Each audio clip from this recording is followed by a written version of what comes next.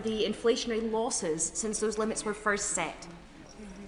So state. I thank the honourable lady for her question. The UK Government is providing the Welsh Government with nearly £6 billion in additional spending power over the spending review period as a result of changes to the fiscal framework, additional funding through Barnett and the largest settlement in devolution history. We are righting the injustice of how Wales has been funded and delivering on our manifesto commitment to update the fiscal framework. Crucially, these changes mean that the Welsh Government will be able to invest more funding in our hospitals, schools and other public services. Ruth Jones, Chair of the Select Committee. The Welsh compound semiconductor cluster in my constituency is a real Welsh success story in terms of this year's budget. It's attracted over £1 billion worth of investment over the last decade, supporting almost 3,000 jobs, with plans to create 1,000 more well on the way. So what conversations is the Secretary of State having with the UK and Welsh Government colleagues to ensure that the Welsh semiconductor cluster continues to grow and create more well-paid jobs across South Wales? Secretary of State.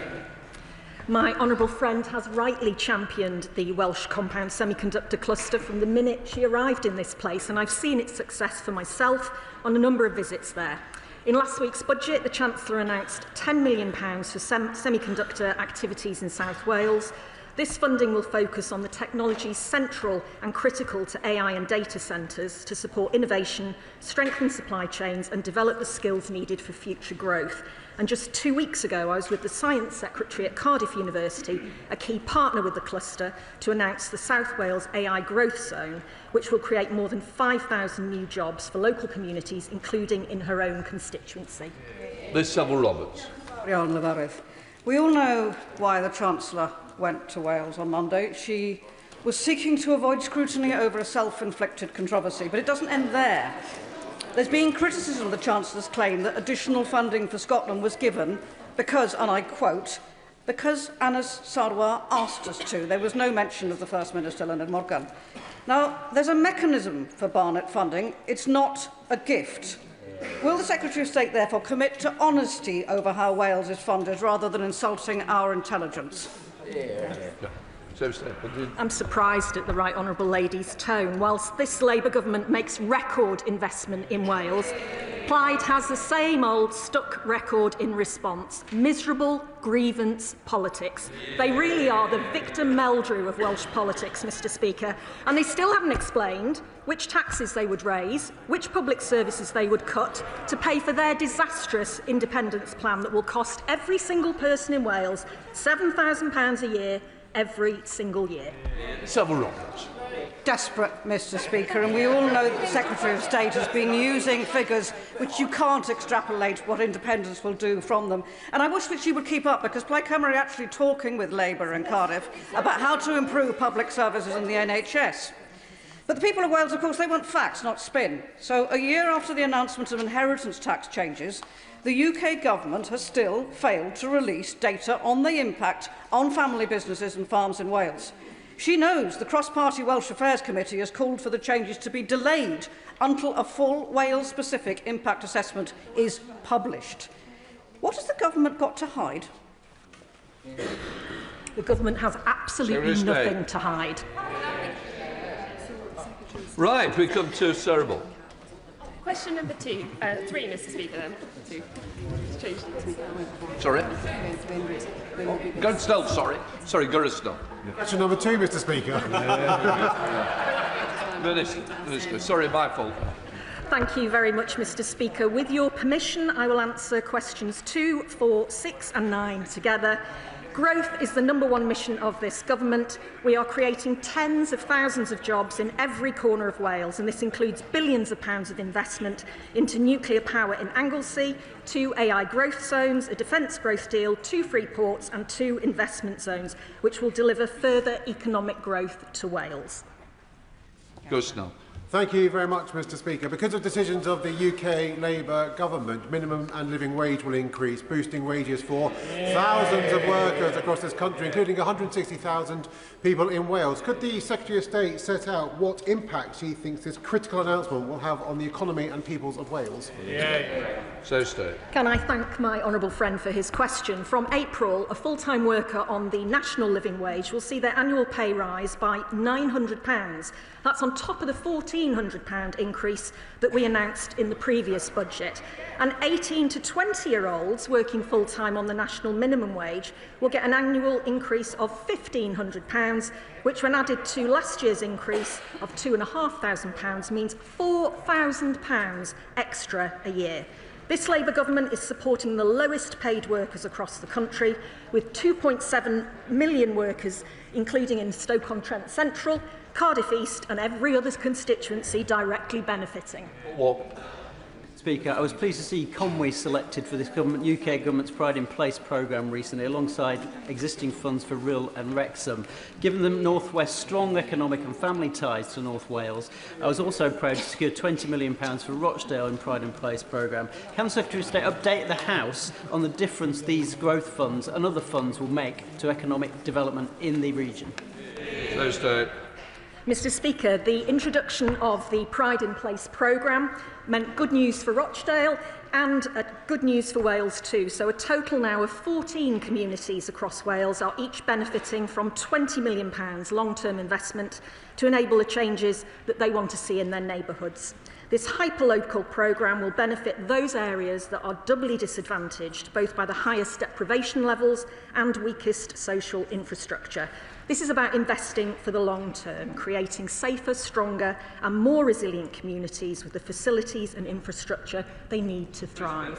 Thank you, Mr Speaker. It's been a momentous 2 weeks for my Welsh colleagues, with 2 new AI growth zones in both North and South Wales, a fleet of small modular reactors, billions of pounds of investment and 11,000 new jobs. Does the Secretary of State agree with me that this shows that this Labour government is determined to ensure there will be growth across the UK, including in Wales?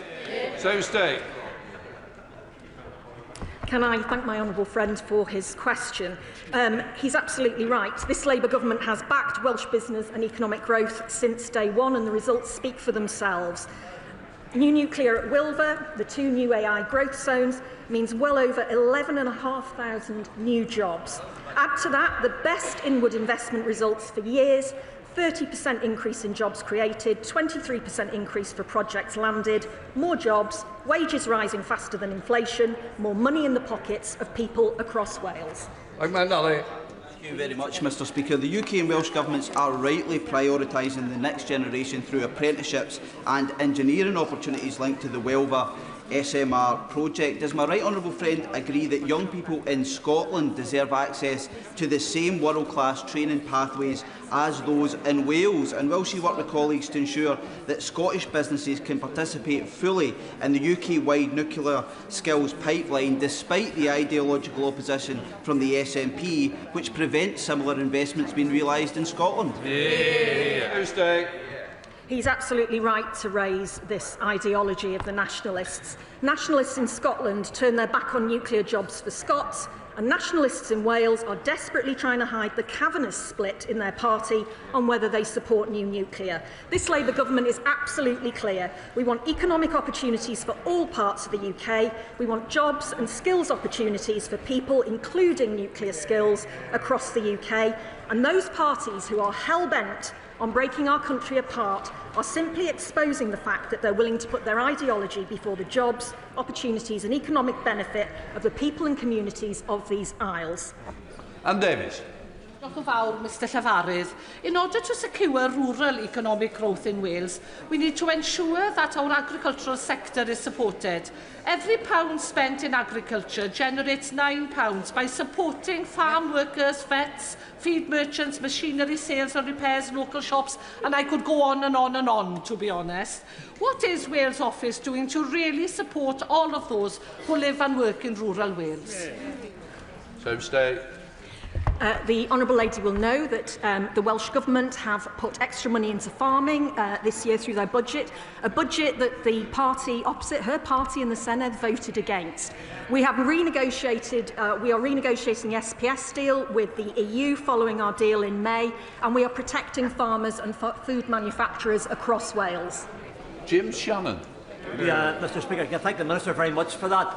If we're going to improve economic growth in Wales, we can also do that collectively. We can do it with tidal energy, which Wales and Northern Ireland share the REC together. We can do it with wind turbines and floating wind turbines in the REC again. These are opportunities. We can make it the engineering for those in Northern Ireland, and Wales can do that as well.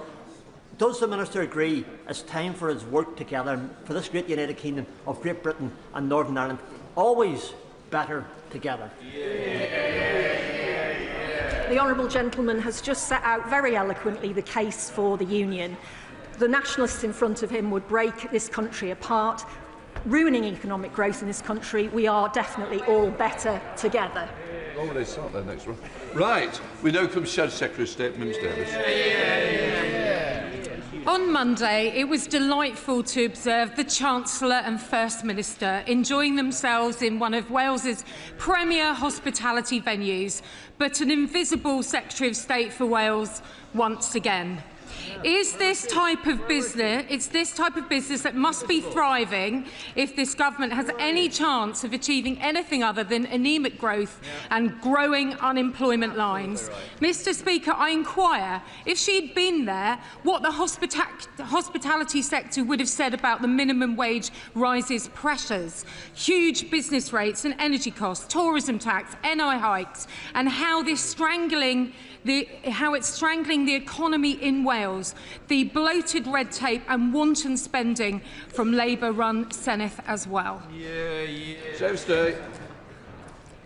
Britain outperformed growth forecasts this year. Growth upgraded from 1% to 1.5%, and it's on course to achieve the second fastest growth rate among G7 countries. The Bank of England has cut interest rates 5 times since the election. The positive impact our UK and Welsh Labour governments are having is clear in how the Welsh economy is changing. Last year in Wales, wages have increased faster than inflation, employment has risen, inactivity is down, and inward investment is up. Ms Davis. So clearly something more important than economic growth in Wales came up for Labour's Welsh office. Can the ministers explain? And yet the biggest rise in unemployment in the UK was in Wales of 1.4%. Frankly, no surprise. Their joint refusal to build the M4 Relief Road, the North Wales main line, is not exactly matching the world-class infrastructure boast from the Chancellor at the summit. So, Mr Speaker, I ask, amongst the hobnobbing and backslapping, did any ministers there spare any thought for the desolate owners and workers of businesses in tatters in Monmouth and wider, and did they work on the arse for extra help to save their livelihoods?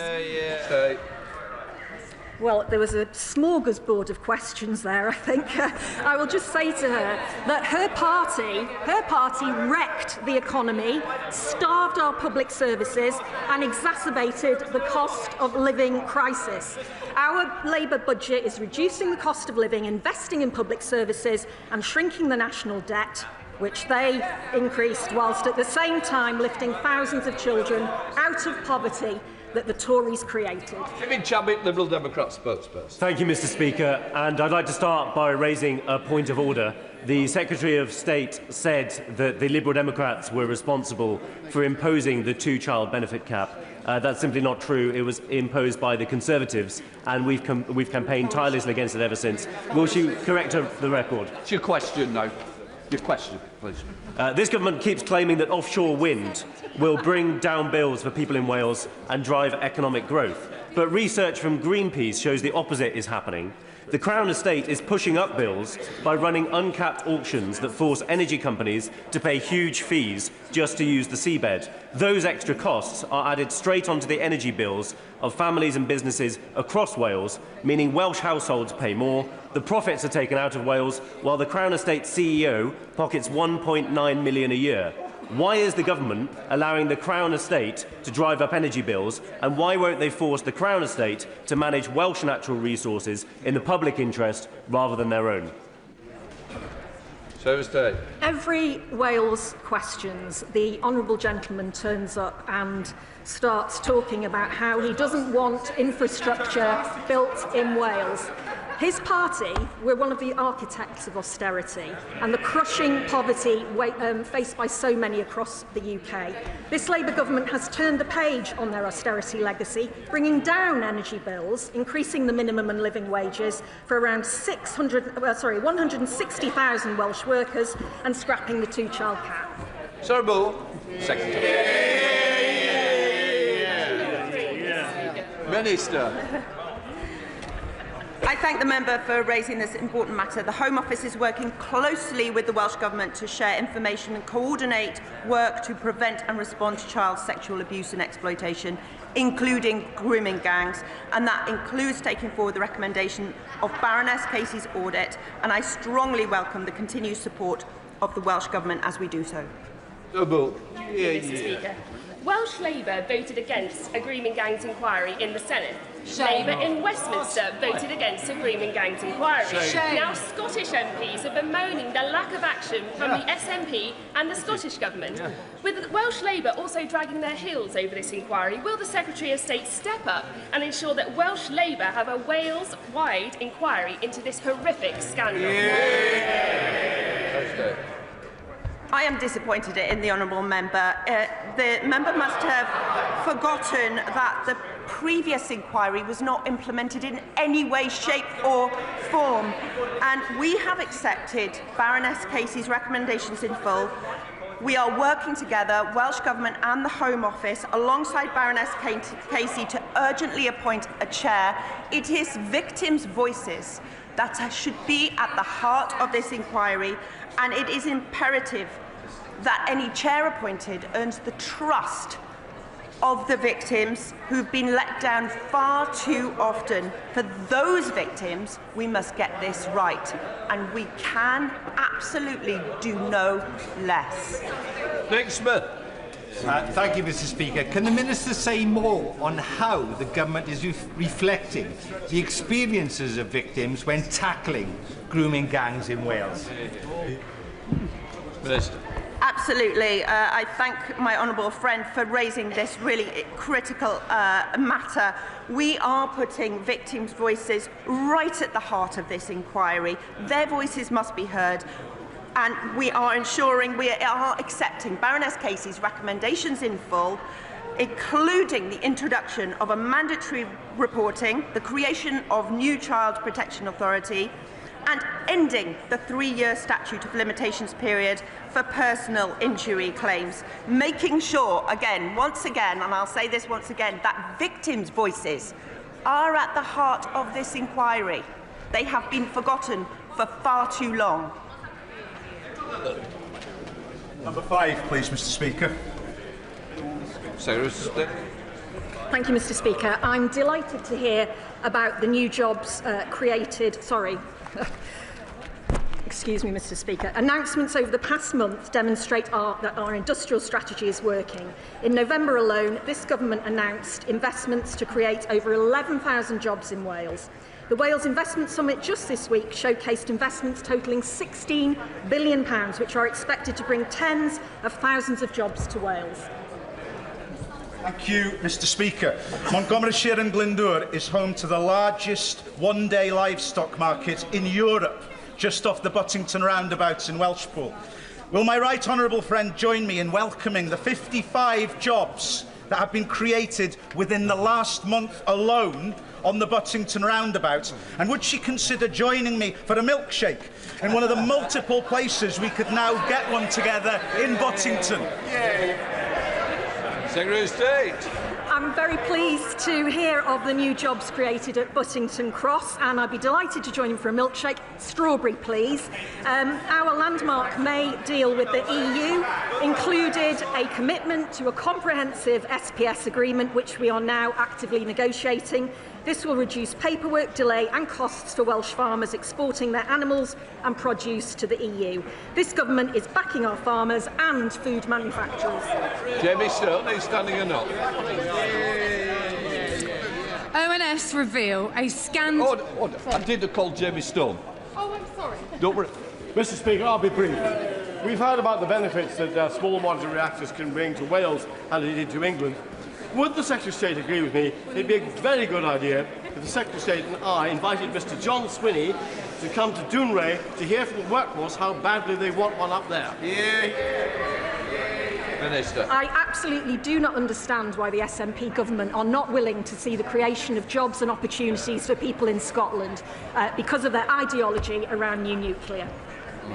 Mims Davis, Shadow Secretary of State. Well, thank you, Mr. Speaker. ONS reveal a scandalous 1,000 jobs are being lost every single day across the country, meaning Aston Martin is not immune from this government's economic recklessness and could soon be forced to make over 100 job losses because of the poor trade deal Labour struck with the US. Mr. Speaker, the deal absolutely has no guarantee that small volume car makers like Aston Martin get fair access to the 10% tariff rate from 2026, meaning they could face an eye-watering tariff of 27.5% being imposed if they are squeezed out of the 100,000 car quota to the US. What will the Welsh Secretary do? Will she turn up to ensure that the iconic Welsh car makers get fair access to the US trade?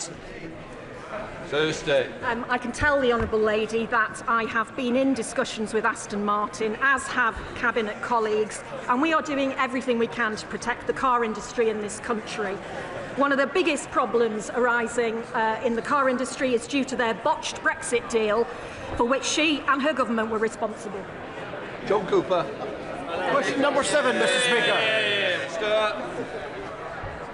The Welsh tourism sector is thriving. Last year, British residents alone took over 7 million overnight trips to Wales.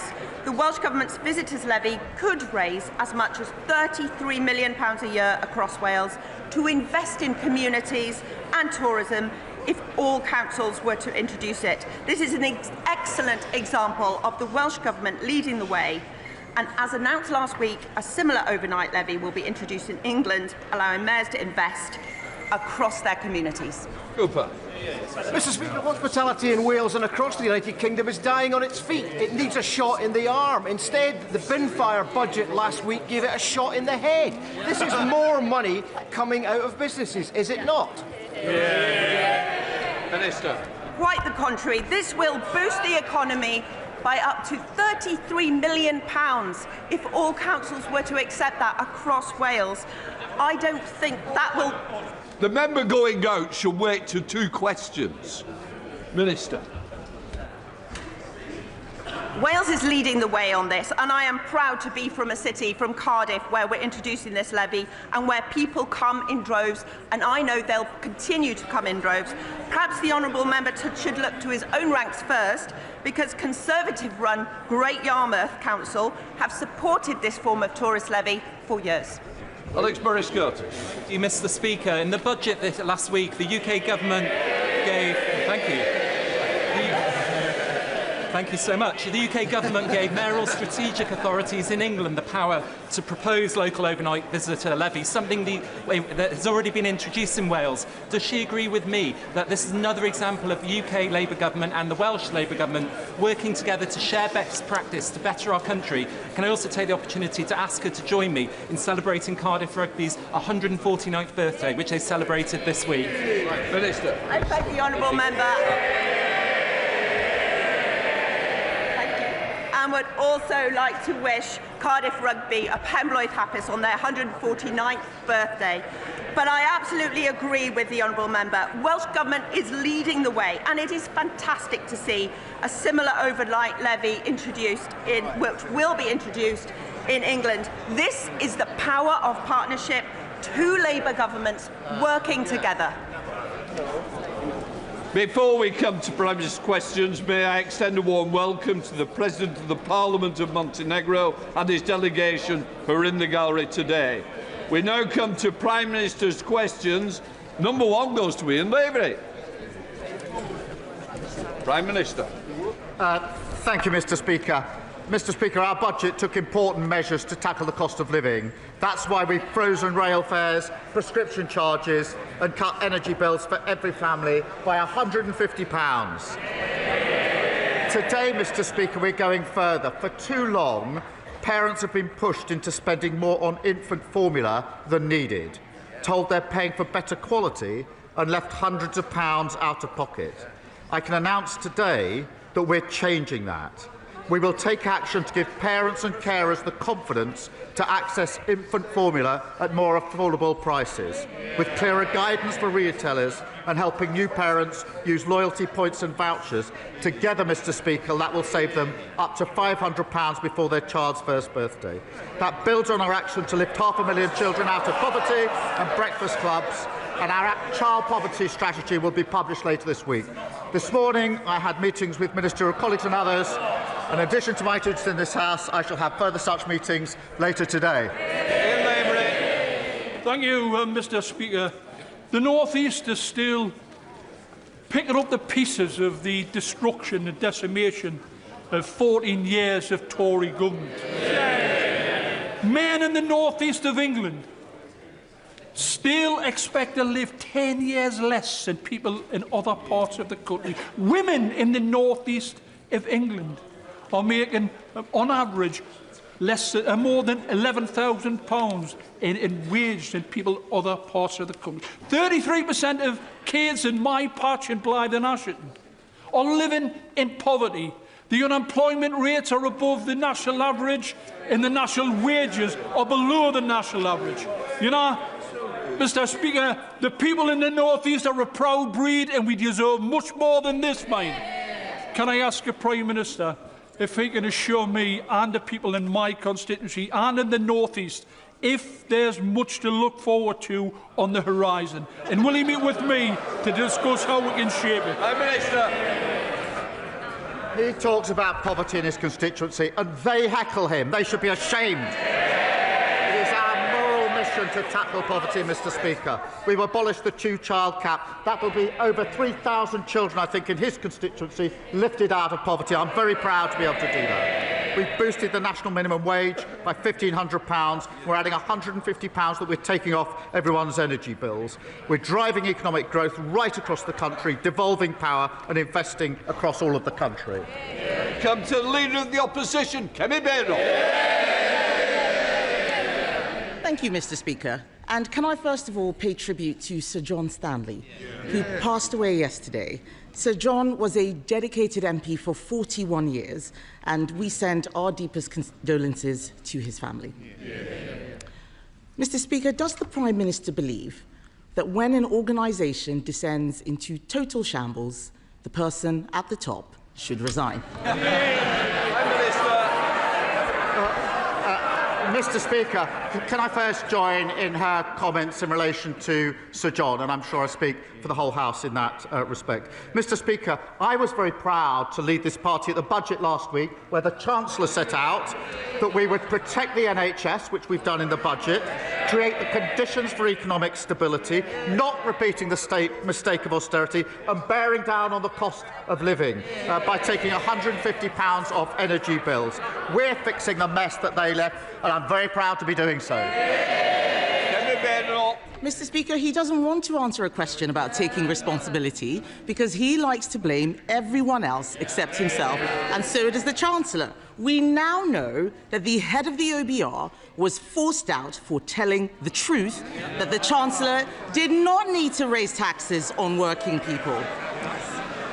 We also know We also know that the Chancellor was briefing the media, twisting the facts, all so she could break her promises and raise taxes. Mr. Speaker, if she was a CEO, she would have been fired, and she might even have been prosecuted for market abuse. That's why we've written to the Financial Conduct Authority. So will the Prime Minister ensure the Chancellor fully cooperates with any investigation? Mr. Speaker, she's completely losing the plot. She clearly didn't read. May I pay tribute to Richard Hughes and his leadership of the OBR? He made very clear why he stepped down, and I've made very clear my support of the OBR. But she says take responsibility. Under this Chancellor, Mr. Speaker, growth is up this year, defeating and beating the forecast. Wages are up, more since the general election than in 10 years of the Tories. We've had, I think, 5 interest rate cuts. NHS waiting lists are down. We've had record investment into this country. We're turning the page on their austerity and reckless experiment on borrowing. I'd compare that record to them every day of the week. Mr. Speaker, the Prime Minister talks about losing the plot. Let me read to him what his own cabinet members are saying, and I quote, "The handling of this budget has been a disaster from start to finish."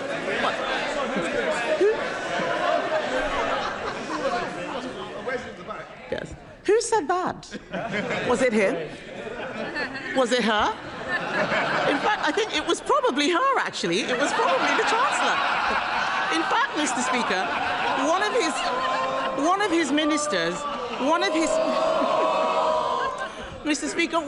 of his ministers said the Chancellor and Prime Minister look weak and incompetent. The country agrees. We know that there were endless Treasury briefings to justify raising taxes on hard-working people to pay for benefits. And those briefings had real-world consequences. Hundreds of thousands of people drew down their pension, an irreversible act.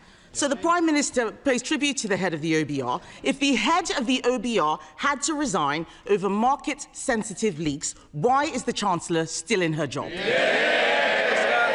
Mr. Speaker, last year they left us with a £22 billion black hole. This year, at the beginning of the process, the OBR did a productivity review on their record in office, and that cost an additional £16 billion that we had to find in the budget. But notwithstanding that, Mr. Speaker, we protected the NHS, waiting times are coming down. Notwithstanding that, we've got cutting borrowing at the fastest rate in the G7. Notwithstanding that, we've got £150 off energy bills. That's added to rail bills and prescription as well. Order. Mr. Holden, your voice carries more than mine. The difference is yours will be carrying outside, not in the chamber. Prime Minister. Mr. Speaker, what she doesn't understand is that picking up a £16 billion tab for their failure is not a good starting point for any budget. And the OBR said yesterday, Mr. Speaker, that the Chancellor's speech was not misleading. So if the Leader of the Opposition had any decency, she'd get up now and apologise. Mr. Speaker. You might be enjoying a cup of tea with Mr. Holden if you carry on. Mr. Speaker, no one believes a word that the Prime Minister says. We now know the black hole was fake, her book was fake, her CV was fake, even her chest claims are made up. She doesn't belong in the Treasury, she belongs in La La Land. They raised taxes on working people, that's £16 billion, was to increase benefits to protect them from their backbenchers. He now boasts about removing the 2-child benefit cap. But he used to say that it was unaffordable. He even removed the whip from 7 of them for wanting the same thing. He is very happy to throw them under a bus when it pleases him. So I asked the Prime Minister, how did it suddenly become affordable at the very time he needed to save his own skin? Mr. Speaker, the vast majority of families we helped in the budget are in work. Yes. 3/4 of children in poverty are in working families. Their policy of nearly 10 years on the 2-child benefit cap had one result and one result only. It dragged hundreds of thousands of children into poverty. They should be utterly ashamed of that. And I'm very proud that we're lifting 500,000 children out of poverty, because I profoundly believe that every child should have a chance in life. Every child should be able to go as far as their talent will take them. So that's why we're lifting 500,000 out of poverty. But they're the same old Tories, the party of child poverty. If all of this is true, why did he take the whip away from the people who are asking for it? Let's remind the Chancellor, exactly a year ago today, on the 3rd of December 2024, the Chancellor said, "We will never have to repeat a budget like this one." If only. He may have taken the whip away, but the rebels have the last laugh. The Prime Minister has lost. He can't run his own party. He can't, let alone the country, Mr. Speaker. Let me quote what the hard-left former Shadow Chancellor said. He said, "We've won." He's right, isn't he? Prime Minister. Speaker, I've said repeatedly that bringing down child poverty is a moral mission, a political mission and a personal mission. They drove hundreds of thousands of children into poverty who will pay the price for the rest of their lives for their failure. We're taking 500,000 of them out of poverty. Very proud to do so. That is good for children, it's good for the economy, and it's good for the NHS, who will have less of a burden on them. They should be ashamed of what they did on child poverty, and she should stand up and she should apologise. Kemi Badenoch. Mr. Speaker, let me tell the Prime Minister. Making the whole country poorer and destroying jobs is not how you keep children out of poverty. In the past week, we've seen broken promises, broken leadership, and a broken budget for Benefit Street. The Education Secretary is chuntering. Where is the money for the children on special educational needs? Where is it? Unemployment is up. It's coming out of her budget. She's shaking her head. She doesn't know where that money is coming from. But let's be clear, Mr. Speaker. Unemployment is up. There are more children now growing up in workless households because people are losing their jobs. It's not just the head of the OBR who's losing his job. Millions of people have been hung out to dry by their budget. And isn't the truth, Mr. Speaker, that behind it all is a Prime Minister who only cares about one person's job, his own? Mr. Speaker, she wants to put 500,000 children back into poverty. She thinks the Chancellor should resign because the economy is improving. We are turning the page on their failure.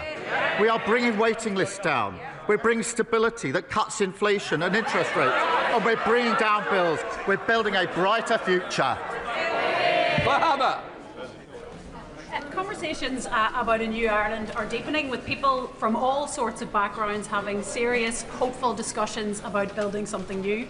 Yesterday here in Westminster, along with the member for South Antrim, who has a different view to me, we hosted two of the island's most respected journalists, making the case both for and against Irish unity. While both positions were argued, clear voice was at the time for careful preparation is now. Does the Prime Minister agree with me that while there is much work to do before any referendum, that to avoid a mess like Brexit, it is prudent and completely compatible with the Good Friday Agreement for the Irish and British governments to jointly prepare for constitutional change? Prime Minister. Can I thank her for her question?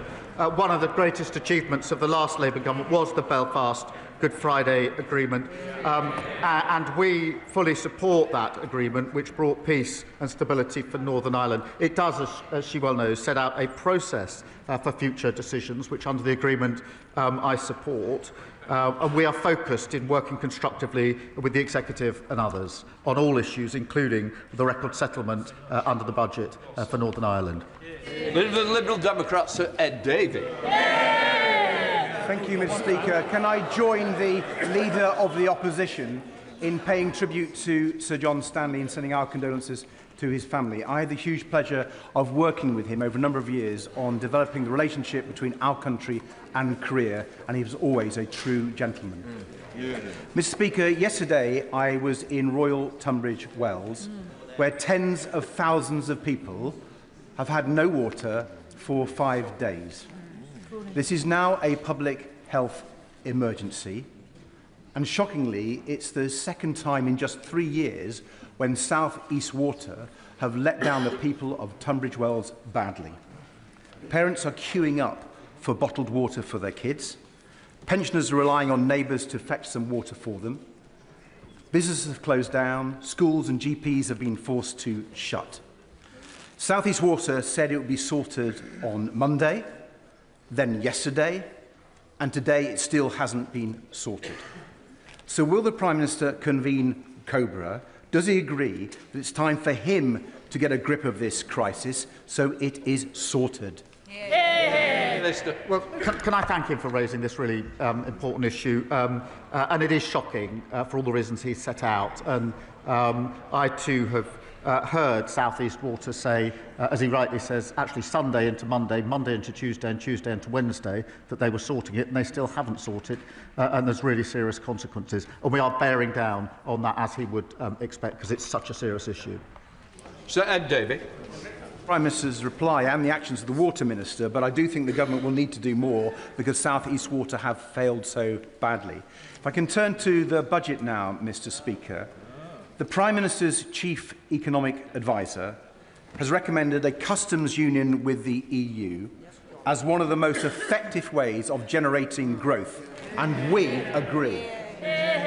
So instead of hitting people with higher taxes in the middle of a cost of living crisis, will the Prime Minister change course in economic policy and listen to the piece of wise economic advice from his own economics advisor? Prime Minister. Well, Mr. Speaker, we are getting closer relationships with the EU on a number of fronts, including trade and the economy, because that is good for businesses across our country, has been welcomed by them. We'll continue down that path, but we do have clear red lines in relation to the single market and the customs union. So within those constraints, we will move closer. Dr. Becky Cooper.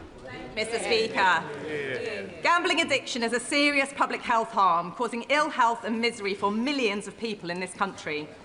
The industry now spends £2 billion a year on advertising, often targeting vulnerable people and exposing our children to harm. Along with many members across this House, I very much welcome the Chancellor's announcement last week to tax harmful online gambling products. Would the Prime Minister agree with me, therefore, that to continue this essential work, we must now act to tackle harmful gambling advertising to protect the health of our children? Prime Minister. Well, I thank her for raising this, because she's right that harm from online gambling has surged. Mr. Speaker, NHS referrals are up 91% in the past year. The decisions we made in the budget mean investment in public services and lifting over 500,000 children out of poverty. But we are working with industry to ensure that adverts don't exacerbate harm. And through our £26 million investment, we're helping the Gambling Commission crack down on black market sites and illegal adverts to keep players safe. Paul Holmes. Thank you very much, Mr. Speaker. In 2020, the Justice Secretary said criminal trials without juries are a bad idea. The Prime Minister himself said there should be a right to trial by jury in all criminal cases. Now they want to scrap them. Mr. Speaker, with a Chancellor who can't count and a Justice Secretary who's lost count of the number of people he's let out of prison, is it any wonder that the people of this country can't trust a single word this Prime Minister or government says ever again? Mr. Speaker, they left a broken criminal justice system where victims of rape and serious sexual violence are waiting 3 or 4 years for trial. Only this week I've heard further examples of 14-year-old girls and 16-year-old girls having to give evidence 4 years after the allegation. That is not justice for them, and I'm determined that we will deal with it. Now, as he well knows, of all criminal cases going to court, 90% have always been in the magistrate's court. 90%. 10% go to the Crown Court. Of that 10%, 7% plead guilty.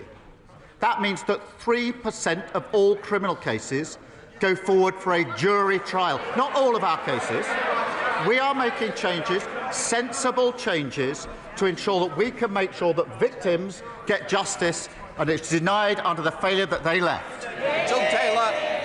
Thank you, Mr. Speaker. I'm really pleased to hear many constituents tell me how much local NHS services have improved since this Labour government entered office. But But some, like David Wootton from Atherstone, have faced long delays. He was told he'd have to wait 5 months for X-ray results from George Eliot Hospital, and he's not the only one. My constituents in North Warwickshire and Bedworth deserve better. Can the Prime Minister set out how he will go further and faster to get our NHS fighting fit again? Prime Minister. Can I start by saying I'm sorry to hear that David, her constituent, is waiting. We did take decisions at the budget to invest in the NHS and tackle waiting lists. And that is to help people like David. We delivered £29 billion extra investment into the NHS and scrapped NHS England to invest in the front line. We are opening, Mr Speaker, 250 neighbourhood health centres to treat patients closer to home, and we've got over 5 million extra appointments being delivered. And waiting lists are down 230,000. They chunted, they absolutely destroyed our health service, and we're picking it up. They should be ashamed of themselves. Thank you, Mr Speaker. My constituent Claire, she runs Claire Howard Jewellery in Fakenham, and she's just one of many small business owners who contacted me after the budget from last week. She was absolutely incensed by the style of the Chancellor, where she seemed to give the impression that she was reducing taxes on small businesses, when the exact opposite is the case. Claire's tax is going up on her shop, not coming down. So could the Prime Minister do Claire and many other shop owners the common courtesy of just admitting that their taxes are going up and not down? Prime Minister. He raises an important point. Let me address it. Because at the heart of this issue is that temporary business rate relief was put in during the pandemic by the last government. That was the right thing to do, and we supported it, but it was temporary relief. That is now coming to an end, and obviously there's a re-evaluation that goes with it. So what we're doing is permanently lowering the rates for leisure, retail and hospitality, but because of what the changes are, we're putting in transitional relief of £4 billion. That means there'll be a cap on increases for small businesses, and we're finding that by adjusting the burden between them and the online giants. But in the end, it's the temporary business rates coming to an end that we have to adjust through this policy. Oliver Ryan. Thank you. Thank you, Mr Speaker. I declare an interest as the chair of the All-Party Parliamentary Group on Multiple Sclerosis and as the proud son of a lifelong multiple sclerosis patient, and she joins us in the gallery today. Neurological conditions like MS or Parkinson's affect 1 in 6, but wait times for first and follow-up neurology appointments have increased by a huge 65% since 2020, risking delayed treatment and diagnosis at critical time. Now, I'm proud this government is bringing NHS waiting lists down, cutting emissions, investing in care and equipment. But will my right honourable friend, the Prime Minister, formalise these efforts and support an NHS modern service framework for neurology and get these wait times down? Prime Minister. Can I thank him for his question and for sharing the personal interest that he has in this. We are focused on bringing down waiting lists and making sure every patient receives the best possible care. As he knows, the 10-year health plan announced a new modern service framework to help rapidly improve care, and I'll reassure him we'll do absolutely consider whatever else we can do. And in the meantime, we're acting to improve neurology care and have cut wait time for care, neurology waiting times by over 15,000. Thank you, Mr Speaker. Alison in Oxford is threatened with new service charges by her housing association Green Square Accord for shrubbery she happily cut herself for 22 years and a cleaning of a communal area that simply doesn't exist. Meanwhile, Rebecca's charges have more than doubled over the last 4 years with no explanation why. They are not the only provider doing this. It's a wild west out there. So will this government consider Liberal Democrat plans for a new regulator and a cap on these outrageous rip-off service charges? Prime Minister. Well, can I thank her for raising that? And we are implementing the Leasehold and Freehold Reform Act, which is long overdue, providing homeowners with greater rights, powers and protections. And through this, we will strengthen regulation to protect leaseholders from abuse and poor service, which she's highlighted, bring the injustice of leasehold to an end. That'll protect up to 1.75 million households and make sure leaseholders receive standardised service charge documentation, making it easier for them to challenge unreasonable bills, because the points she makes are good points, and this bill will help change that. Graham Stringer. Mr Speaker, this country can be proud of its history of religious tolerance and religious freedom. the quid pro quo of that is the right to criticise religion. Can the Prime Minister ensure this House that there will be no introduction or reintroduction of a blasphemy law, either by statute, by judicial overreach, or by a non-statutory definition of Islamophobia? Yes, I can give him that assurance, and it's important that I do so. Lewis Cocking. Mr. Speaker, the best form of welfare in this country should be a well-paid job. But with unemployment up and this Labour government has chosen to raise taxes to spend more on an even bloated welfare and benefit system, is the Prime Minister happy with the message that sends to my hard-working constituents in Broxbourne and constituents from right across the United Kingdom? We have a broken welfare system. Who broke it? Guess. The party opposite. We're bringing in reforms to change it and mend it. And what did they do? They voted against them. And under their watch, they drove up welfare spending by £33 billion. So we need no lectures from them on welfare. Mr. Speaker, as a lifelong Dale fan, I'm delighted that Rochdale Football Club are top of the National League right now. But after 14 years of Tory cuts, sadly, my town is near the top of another league table, a league table people don't want to be in, the Child Poverty League table. So does the Prime Minister agree that lifting 5,000 kids out of poverty in Rochdale, plus cutting the energy bills by 150 quid for every household, and crucially expanding the Warm Homes discount, will mean that this budget is a family budget that reduces the cost of living for everyone in the country? Well, let me start by congratulating Rochdale Football Club for being top of the league for the time being. Of course, well, I say that because I know who's top of the Premier League, but it will be March and April we'll actually find out who wins. But, Mr. Speaker, he's right. Thanks to the actions in the budget, every household will see £150 off their energy bills. And because we've extended the Warm Homes discount now to 6 million of the poorest households, they will also save an additional £150. Now, in the North West, that benefits about 280,000 households. That's a huge cost of living support for families, alongside freezing prescription charges, rail fares and boosting the minimum wage. Liz Jarvis. Thank you, Mr. Speaker. My constituent Tracy owns O'Brien's, a lovely cafe in the heart of Eastleigh. She works tirelessly to make it a success, but spiralling costs, including business rates, VAT and the hike to employers' national insurance contributions, mean she hasn't been able to take a salary for 4 months.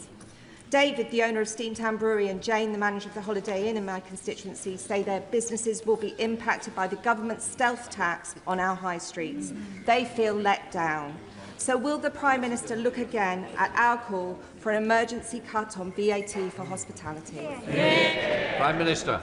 Well, Mr. Speaker, we put in place a strategy for small businesses, which was broadly welcomed by small businesses because they contributed to it. And that involves some of the key asks that they made of us, including late payment and for hospitality, greater flexibility when it comes to licensing. Of course, we'll always look at other measures that can help small businesses. We set out quite a lot of them in our small business strategy. Andrew Pakes. Thank you, Mr. Speaker. At the weekend, I had the great privilege to join volunteers from Peterborough Food Bank at the Tesco in Warrington on their autumn food drive. I'd like to put on record my thanks to my constituents and those of other honourable members who supported this Trussell Trust initiative over the last week. One of the most significant challenges my food bank have consistently talked to me about is child poverty. And even though the party opposite oppose our plans, nearly 9,000 children will be lifted out of poverty across Peterborough because of the decisions our Chancellor took in the budget last week. Does the Prime Minister agree with me? This isn't just the right thing to do for these children, it's an investment in our future and in our growth. Prime Minister. I thank him for raising this, and I was in his constituency just the other week, and we could see the impact that this measure would have on children. In Peterborough, as he says, 9,000 children living in poverty. In his constituency, 5,500 children living in poverty, and we are lifting them out of poverty, and that is the right thing to do. the party opposite shamefully dragged hundreds of thousands of children into poverty, and they will pay that price for the rest of their lives. They should be ashamed of themselves. I was recently the target of an AI deepfake video announcing my defection to reform. And as colleagues across the House will know, that's about as likely as reform moving from pub populism to a coherent programme for government. I'm delighted to reassure my Chief Whip and the House that I am and always have been a faithful Conservative. But does the Prime Minister agree with me that while satire has always been an important part of our politics, the rise of AI deepfake disruption is a serious threat to our democracy, and would he agree to work with me and cross-party MPs to frame some appropriate reforms as proposed by the recent Speakers' Conference to protect our democratic integrity? Well, can I thank him for raising that? And it is an important issue. We do need to work cross-party where we can on deepfake, on AI and other issues that need to be addressed. I had, I'm afraid, missed his alleged defection to reform. I wouldn't have believed it if I had seen it. But I have to say, there's a lot of them going. There's three ex-MPs have gone, I think, this week. They talk about leaks. That's where their leaks are going to reform. And I saw a leak, talking of leaks, on the front page of the Financial Times this morning, where apparently the leader of Reform says he wants to merge with the party opposite and sit down here with them. An absolutely unholy alliance of austerity and failure. Alison Blundell. Thank you, Mr. Speaker. This week I've been speaking to Tetrasil, warehouse workers at Tetrasil in my constituency, who have been given an appalling ultimatum in the run-up to Christmas: either sign a new contract with reduced pay and breaks, or lose your jobs. Can the Prime Minister advise me what action can be taken against rogue employers like Tetrasil who take action against workers and seek to exploit them and undermine their rights?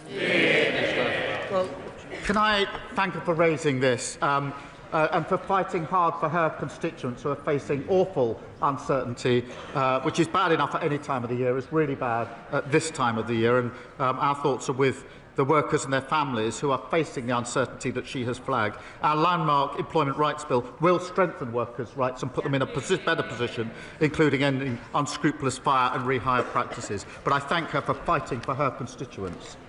Shocker Adam.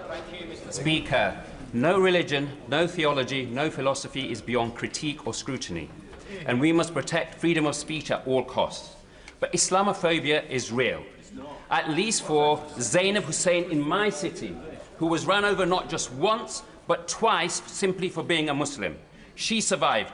Not so lucky was Makram Ali, who was killed outside Finsbury Mosque simply for being Muslim. Not so lucky was Muhammad Salim, who was stabbed to death simply for being a Muslim. I would like to ask the Prime Minister that in opposition, a definition of Islamophobia was adopted. In government, it has been dropped. Can I ask what's changed? Prime Minister. Can I thank him for raising those examples of hatred in his constituency, and he's right to raise them, and we should all condemn them. Hatred in all its forms should be condemned by all of us in this House, and that includes anti-Muslim hatred as well, and we intend to act on it. Right. Please, Anna Dixon.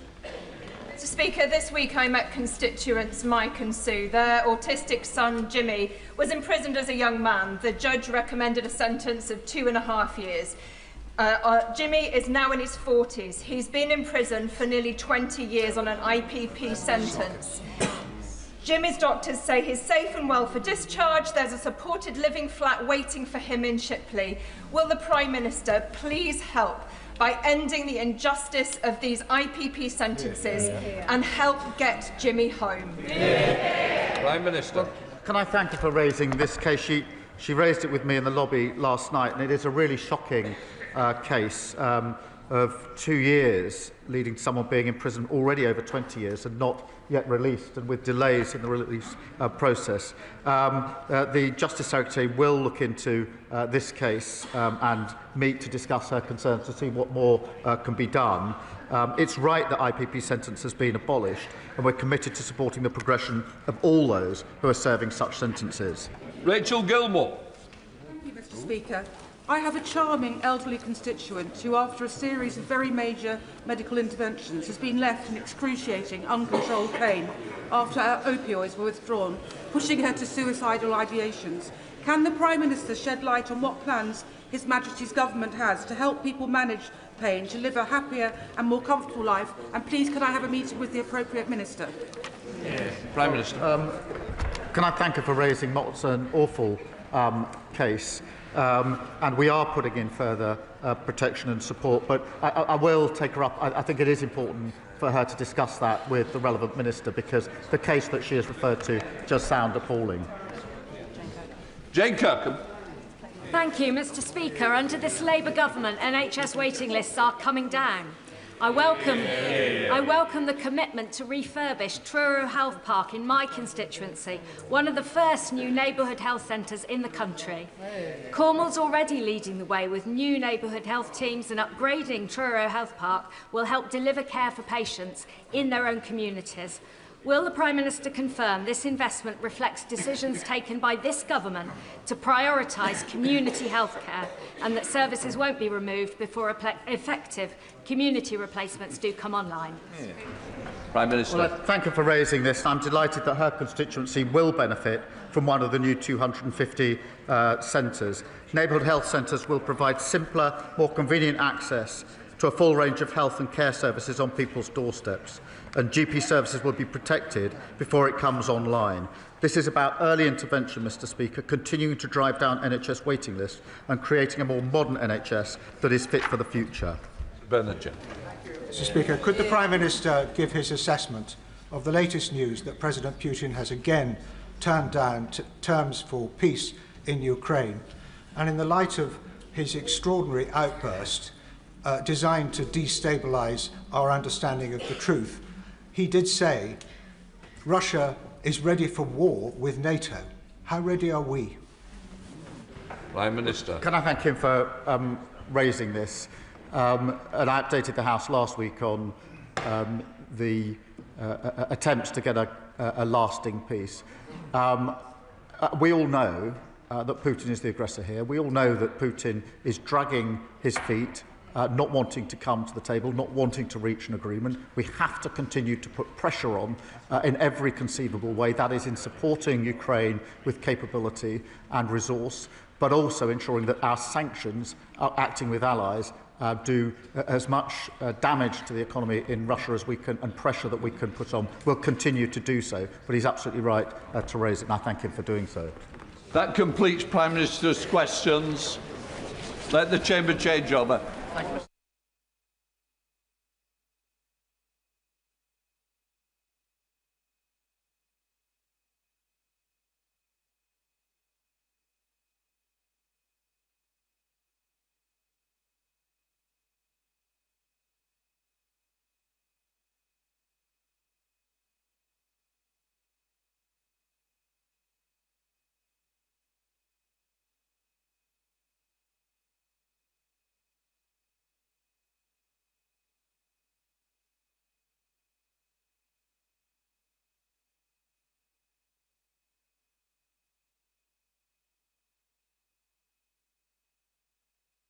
Right, we come to the first urgent question.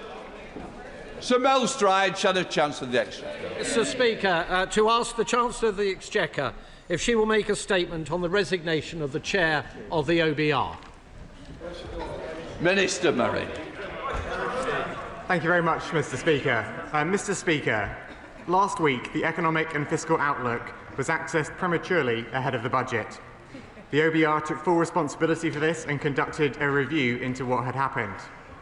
That report was published on Monday, and I came to this House to make a statement.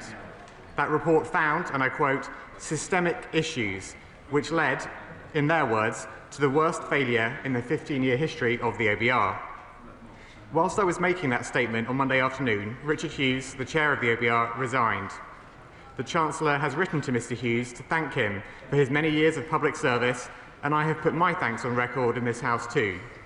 That decision was a matter for Mr. Hughes. We will work closely with the OBR to ensure robust security arrangements are in place before the spring forecast and for all future forecasts. The Permanent Secretary of the Treasury will conduct a review of the Treasury's security processes to inform future fiscal events. As I said when I was again at this dispatch box closing the budget debate yesterday, the government puts the utmost weight on budget security, including prevention of leaks of information. A leak inquiry is now underway with the full support of the Chancellor and the whole Treasury team. Mr. Speaker, there is also speculation in the press today surrounding the letter which the OBR sent to the Treasury Select Committee last Friday, which I wish to address clearly. The Chancellor was aware of that letter and she was content for it to be published, and she agreed this with the Permanent Secretary. Bill Stride. Thank you, Mr. Speaker. Mr. Speaker, Richard Hughes was a respected chair of the OBR, and his departure is a matter of deep regret. The circumstances surrounding his resignation remain unclear. Although, Mr. Speaker, for the Chancellor it has clearly been a useful distraction from her own conduct. Mr. Speaker, on Friday, the OBR took the unprecedented step of publishing the details of the pre-measures forecast rounds, and at the Select Committee yesterday, members of the OBR board were clear that this step was taken because of serious concerns about partial leaks and briefings about their forecasts. And in relation to the market-moving briefings made on the 14th of November, which suggested that the public finances were, after all, in a better position, David Miles at the committee stated, and I quote, "I think there had been a misconception that there had been some good news. It didn't exist." They also clarified that these concerns were raised by Richard Hughes with the Treasury before the budget, and that the information published on Friday was approved by the Permanent Secretary. So can I ask the Minister, what discussions did the Treasury have, including the Chancellor, with Mr. Hughes immediately prior to his resignation? Mr. Hughes said last week that he served subject to the confidence of the Chancellor. Did the Chancellor give Mr. Hughes her full confidence? Was any pressure put on Mr. Hughes to resign? Did the Chancellor approve the OBR's publication on Friday and discuss with the Permanent Secretary? I believe the Minister has confirmed that. Perhaps he would do so again. Yes. In which case, behave. Thank you, Mr. Speaker. Do ministers agree with the OBR's opinion that there were leaks and briefings about the forecasts that damaged growth? If so, what action was taken by the Treasury regarding those leaks? And can I ask once again in this House whether it was appropriate that the Chancellor herself was opining publicly on the OBR's productivity forecast before the budget, given that these matters should remain strictly confidential? Mr. Speaker, as you know, I've written to the FCA seeking a full investigation into these matters relating to the Chancellor's statements on the state of the public finances. I have also written again this morning to the Permanent Secretary at the Treasury requesting a full investigation into all these matters. Thank you.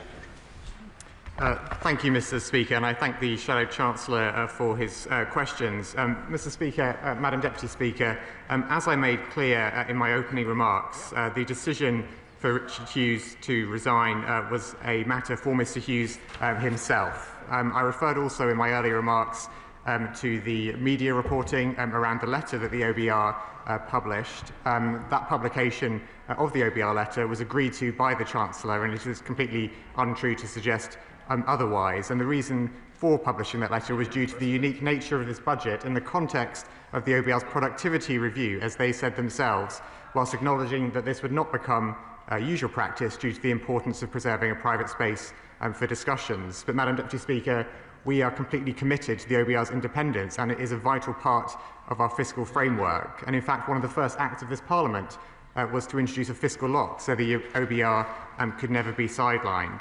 The Shadow Chancellor also referred to comments by Professor Miles at the Treasury Committee earlier this week.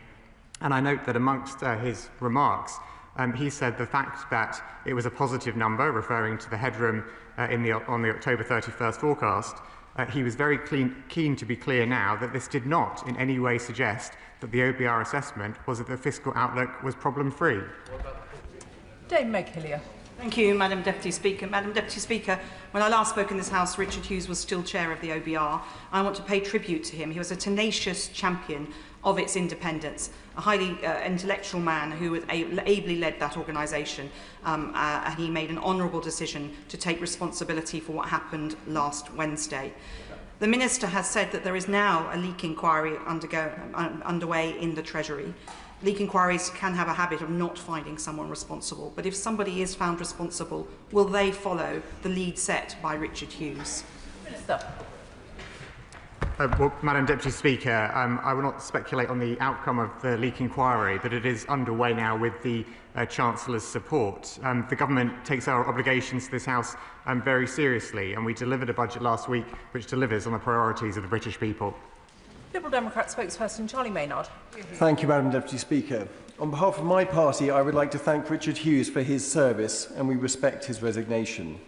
We would also like to thank Laura Gardner, Professor Kieran Martin and Hugh Stevens for the very quick turnaround of the investigation report into the leak. In the report, the point was made that unlike all other IT systems and services, the OBR's website is locally managed and outside of the gov.uk network. The reasons for this decision were made at the time apparently to ensure full independence from the Treasury. Will the Minister soon report back to this House with a timeline for when decisions will be made between now and the OBR's next report in spring 2026 as to how this will be operated going forward, and also provide an outline of how the OBR's website will be operated so that it is both secure and maintain appropriate separation between the Treasury and the OBR? Madam Deputy Speaker, as I've made clear, the Treasury will be focused in the coming months on ensuring that we have stronger information security in the spring forecast and indeed for all future forecasts. The OBR, it's worth my adding, has had significantly increased funding in recent years. Since 2021-22, its budget has increased by 45%. And as an independent organisation, it has full discretion over how it uses its budget. Yuan Yang. Thank you, Madam Deputy Speaker. I join the chair of my Treasury Select Committee in thanking Richard Hughes for his service and commend him for taking responsibility for the security leak that happened under his watch. In the testimony the OBR gave the Select Committee yesterday, they described the 21 billion amount of absolute forecast-to-forecast changes that happens to their own pre-measures forecast. What that means, in effect, is that between every 6-month forecast, £21 billion on average is wiped off the headroom or added to the headroom on average. What this leads me to be concerned for, Madam Deputy Speaker, is how we can ensure long-termism in the fiscal institutions of the UK despite this overall focus on headroom. Minister. Well, I thank my honourable friend for her question, and of course the Chancellor set out how important it was to increase our headroom at the budget. We increased it to £21.7 billion, which is so critical for reducing the cost of borrowing and for protecting us against future shocks. As the Chancellor also announced at budget, the forecast that the OBR will produce in spring will not include an assessment of the government's performance against the fiscal rules, and the government will not respond to it with fiscal policy, but the OBR will produce a forecast in spring as would be expected. Father of the House, Sir Edward Lee. For what it's worth, I think the OBR has become too powerful, and we live in a parliamentary democracy, not a quangocracy, and the Chancellor alone should be responsible. But does he agree with this point, that in future all communications between the Chancellor and the OBR should be in deep private? That's the only way the system will work. And we never again want to have selective leaks. Can he promise that won't happen in the next budget? Minister. Well, Madam Deputy Speaker, the Right Honourable Gentleman and I disagree about the role of the OBR, because as a government we are committed to the OBR's independence and its vital role as a core part of our fiscal framework. And as I mentioned earlier, one of our first acts in this Parliament was to introduce the fiscal lock to ensure the OBR could never be sidelined in the way it was by the previous government. In terms of the private space between the OBR and the Treasury, the publication of the OBR's letter, which, as I mentioned earlier, was agreed to by the Chancellor, was due to the unique nature of his budget in the context of the OBR's productivity review. We acknowledge that it would not become usual practice due to the importance of preserving a private space for the conversations. Luke Murphy. Thank you, Madam Deputy Speaker. Can I share the remarks of my fellow members of the Treasury Select Committee in commending the work of Richard Hughes, and also for taking responsibility for what the OBR itself acknowledged was the worst failure in its 15-year history. One of the other things that Professor Miles also testified in front of the Treasury Select Committee yesterday, was, which the Shadow Chancellor failed to mention, is that the remarks of the Chancellor on the 4th of November were entirely consistent with the forecast that was set out by the OBR at the time, and was not as rosy a fiscal picture as the benches opposite now bizarrely claim was in place at the time. Does he agree? Minister.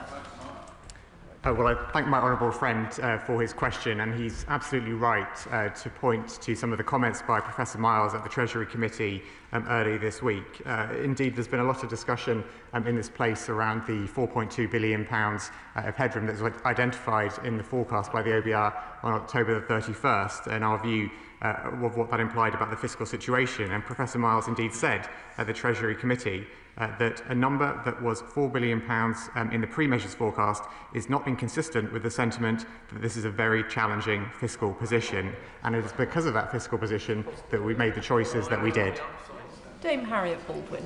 Thank you very much, Madam Deputy Speaker, and I welcome the fact that the Minister has just confirmed that a leak inquiry is underway at the Treasury, and we'll be paying close attention to that inquiry. Richard Hughes was an outstanding public servant, and he was truly independent. And will the Minister confirm that the person that the Chancellor nominates to this position has to be endorsed by the Treasury Select Committee, and that he will commit to someone of equal independence and stature being nominated to that position? Minister. Well, I thank the Right Honourable lady for her question, and as she'll know, the process is now underway for an external recruitment of the new chair of the OBR. The normal process will be followed in terms of the Chancellor making the appointment, the Treasury Committee being involved in the way that it is. She mentioned that the leak inquiry, I confirmed it today. I've confirmed it again today. I also mentioned it in my remarks to this House yesterday. Clive Efford. Thank you, Madam Deputy Speaker. Over the years that I've been here, I've seen many budgets, and the government side waves its order paper on the day and then watches over the next 48 hours as the budget unravels. And we don't seem to have had any of that with this budget. It's been extraordinarily tight in terms of what it sought to achieve. And it's the Tories are protesting over there because about the individuals involved rather than the content of the budget itself, because they've got very little argument to make. Well, my honourable friend is absolutely right to draw attention to the fact that whilst the process around the budget is of course important, what this budget means for people across Britain is that we have cut the cost of living, continue to cut NHS waiting lists and cut government borrowing. Dugan. The head of the OBR has taken responsibility and resigned, just like the Director General of the BBC took responsibility for that crisis and resigned. Given that the UK is now in the throes of a full-on fiscal crisis of the Chancellor's own making, both materially by removing £66 billion from the economy with no corresponding stimulus, and objectively by briefings, counter-briefings, screeching U-turns, leaks, and a profound lack of discretion over market-sensitive information. Given that backdrop, why will the Chancellor not now resign? Madam Deputy Speaker, the Chancellor has delivered a budget which takes the challenges of this country head-on, which cuts the cost of living, continues to cut NHS waiting lists, cut government borrowing and meets the priorities of the British people. Rachel Blake. Thank you, Madam Deputy Speaker. The investigation that the OBR undertook had two particularly striking findings. The first was about the number of attempts to access the particular documents in question, and the second, I believe, is the lack of security for these particular documents. Can the Minister share with this House what specific actions he believes the OBR should take to overcome this for future fiscal events? And does he agree with me that it's possible to have confidence in the principle of an independent OBR alongside undertaking meaningful and significant scrutiny into some of the actions of the current organisation? Well, I very much agree with the sentiment in my honourable friend's question there, in that the OBR is a vitally important part of our fiscal framework, and indeed, as I mentioned earlier, one of the first acts we took upon taking government was to strengthen its role to ensure it could never be sidelined. And actually, it is precisely because we see it as taking such an important place in our fiscal framework that it's important that we maintain its integrity and trust as an organisation. And my honourable friend asked me what further steps the OBR will be taking. Well, we as a government will work with the National Cyber Security Centre and the OBR to take forward the recommendation that a forensic examination of potential premature access at previous fiscal events is carried out. I would add that there's no evidence of hostile cyber activity, but the findings of the OBR report indicated access at previous fiscal events, and that's a very serious matter that we will investigate. Thank you, Madam Deputy Speaker. Richard Hughes was a first-rate public servant, but he did the right thing on the narrow matter of the premature upload of the file last week. But the OBR representatives told us a number of things yesterday at the Treasury Select Committee. They told us that there was a 16 billion downgrade. Yep. They told us that there was a 4.2 billion headroom on the 31st of October because there were also improved tax revenues. Yep. I don't think 4.2 billion can be characterised as a black hole, but it was a challenging circumstance. That's the truth.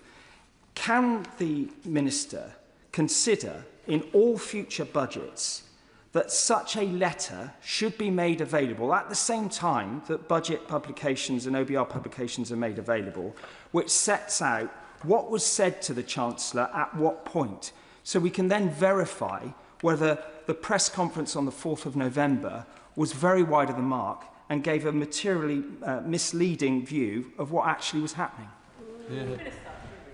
Well, thank the right honourable gentleman for his question, and I would, as will be clear, I would agree with his remarks about Richard Hughes' contribution to public service.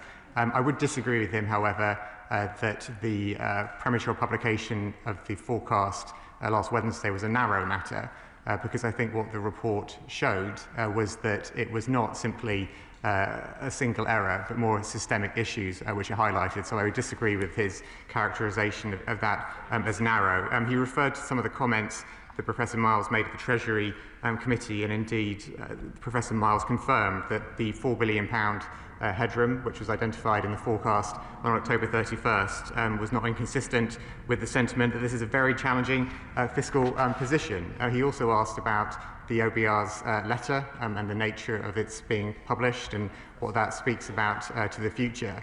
As I said earlier, Madam Deputy Speaker, the publication of the OBR letter was agreed to by the Chancellor, and this was due to the unique nature of this budget in the context of the OBR's productivity review, as they said themselves, whilst acknowledging that this would not become usual practice due to the importance of preserving a private space for discussion. Karen Moon. As Madam Deputy Speaker, the OBR leak was deeply disturbing, particularly in light of international sensitivities. Can the Chief Secretary rule out foreign actors exploiting the OBR's inadequate security at any point? Well, Madam Deputy Speaker, the report that the OBR published into this premature publication of their forecast finds no evidence of hostile cyber activity. What it did do was look at the spring forecast and to identify what happened there, and very concerningly identified that there had been premature access of the forecast at that fiscal event also. Now, the report did not look further back, for instance, at the Chancellor's first budget last year, or indeed budgets delivered by Conservative Chancellors under the previous government, and that's why it's so important that we take forward the recommendation, we the government take forward the recommendation of the OBR's report to conduct a forensic examination of potential premature access at previous fiscal events. Sir Julian Lewis. Government seemed to be keen to maximise the gravity of the OBR's accidental leak whilst minimising the gravity of the Chancellor's deliberate leaks. And as he has twice frankly admitted not being aware of the case of Labour Chancellor Hugh Dalton, who resigned for inadvertently leaking to a journalist a single sentence of his budget moments before it was due to be announced in 1947, now that he has understood what actually happened then, and that was the paradigm case, does he think it holds any lessons or examples of conduct that the Chancellor ought to consider following?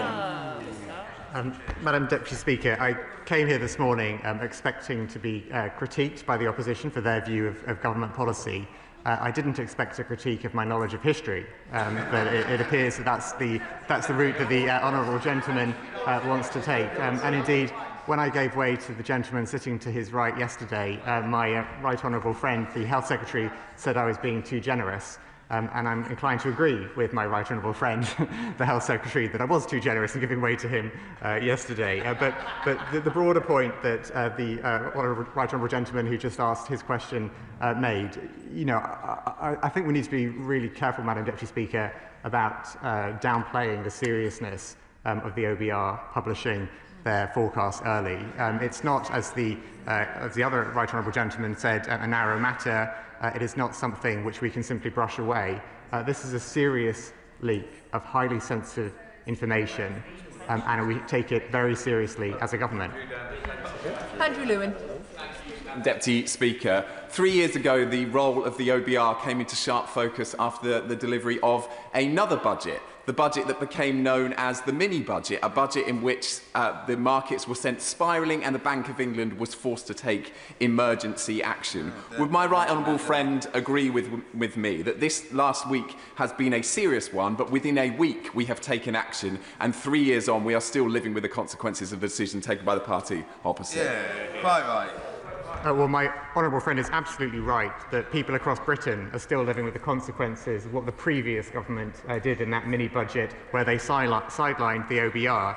And in fact, one of the reasons why we're so keen to protect and strengthen the integrity of the OBR is because of the vital role that it plays in our fiscal framework. And one of the very first bill, in fact, passed by this government included the fiscal lock, which now prevents the sidelining of the OBR. Joshua Reynolds. Deputy Speaker, in the budget, the Chancellor announced that she would legislate for only one assessment of the fiscal rules instead of two every year, as we have it at the moment. But in light of the change of OBR leadership, will he commit today to seek the views of the incoming chair of the OBR about the economic and fiscal impact of that decision before the government plough ahead with it? Madam Deputy Speaker, just to be clear in terms of what the OBR is required to do and what the Chancellor announced in the budget last week, the OBR is required to produce two forecasts a year, and the Chancellor will commission a second forecast in due course.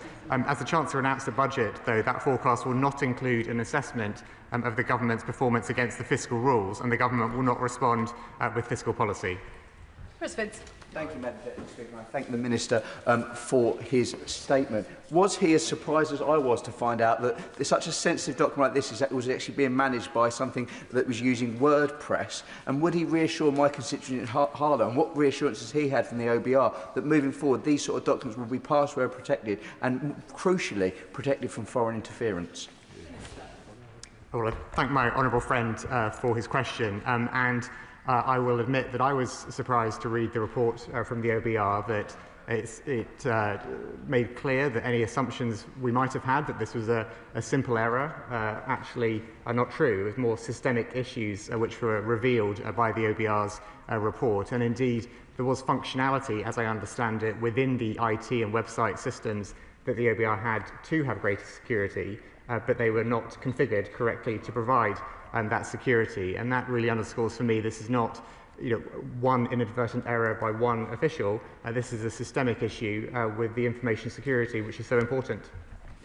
Simon Hall. Thank you, Madam Deputy Speaker. While I remain convinced that there are other ways of delivering the guardrails that the Treasury needs without the OBR, I know the Chief Secretary and the Chancellor are not persuaded of that argument, but I wonder if he might be persuaded on this, that the resignation of the chair of the OBR and the new recruitment process underway does present an opportunity for the Treasury and the Permanent Secretary to reflect upon what it needs the OBR to be doing for the next 5, 10, 15, 20 years ahead. What skills it needs, what shape it needs to be, what it actually needs to do to get the economy right. Will they be availing themselves of that opportunity to recast the OBR and to reflect on its roles and responsibilities? Well, thank you. I thank the right honourable gentleman, and I'm glad that having not had time to accept his intervention yesterday, we are now back to business as usual, where we have frequent exchanges across this chamber. We probably disagree, I think, in terms of the OBR's role, but I hope he would recognise the benefit of one of the changes the Chancellor has already announced about how the OBR will produce what the OBR will do in future, because whilst the OBR, as I said to another honourable gentleman a few moments ago, is required to produce 2 forecasts a year, the Chancellor has announced that that forecast will not include an assessment against the fiscal rules in the spring, because the government will not respond with fiscal policy. So that is a change which the Chancellor already announced at budget last week. Dr. Scott Arthur. Thank you, Madam Deputy Speaker. And I do find it rather curious that the members opposite have a lot to say about Hugh Dalton's budget in 1947, but so little to say about Liz Truss's just in 2022. Selective amnesia, exactly. It is very curious. But, Madam Deputy Speaker, my office, all the staff in my office very diligently followed the advice from the Speaker on cybersecurity around the threat of foreign intervention in our IT, and I think it's right that we do take all this seriously.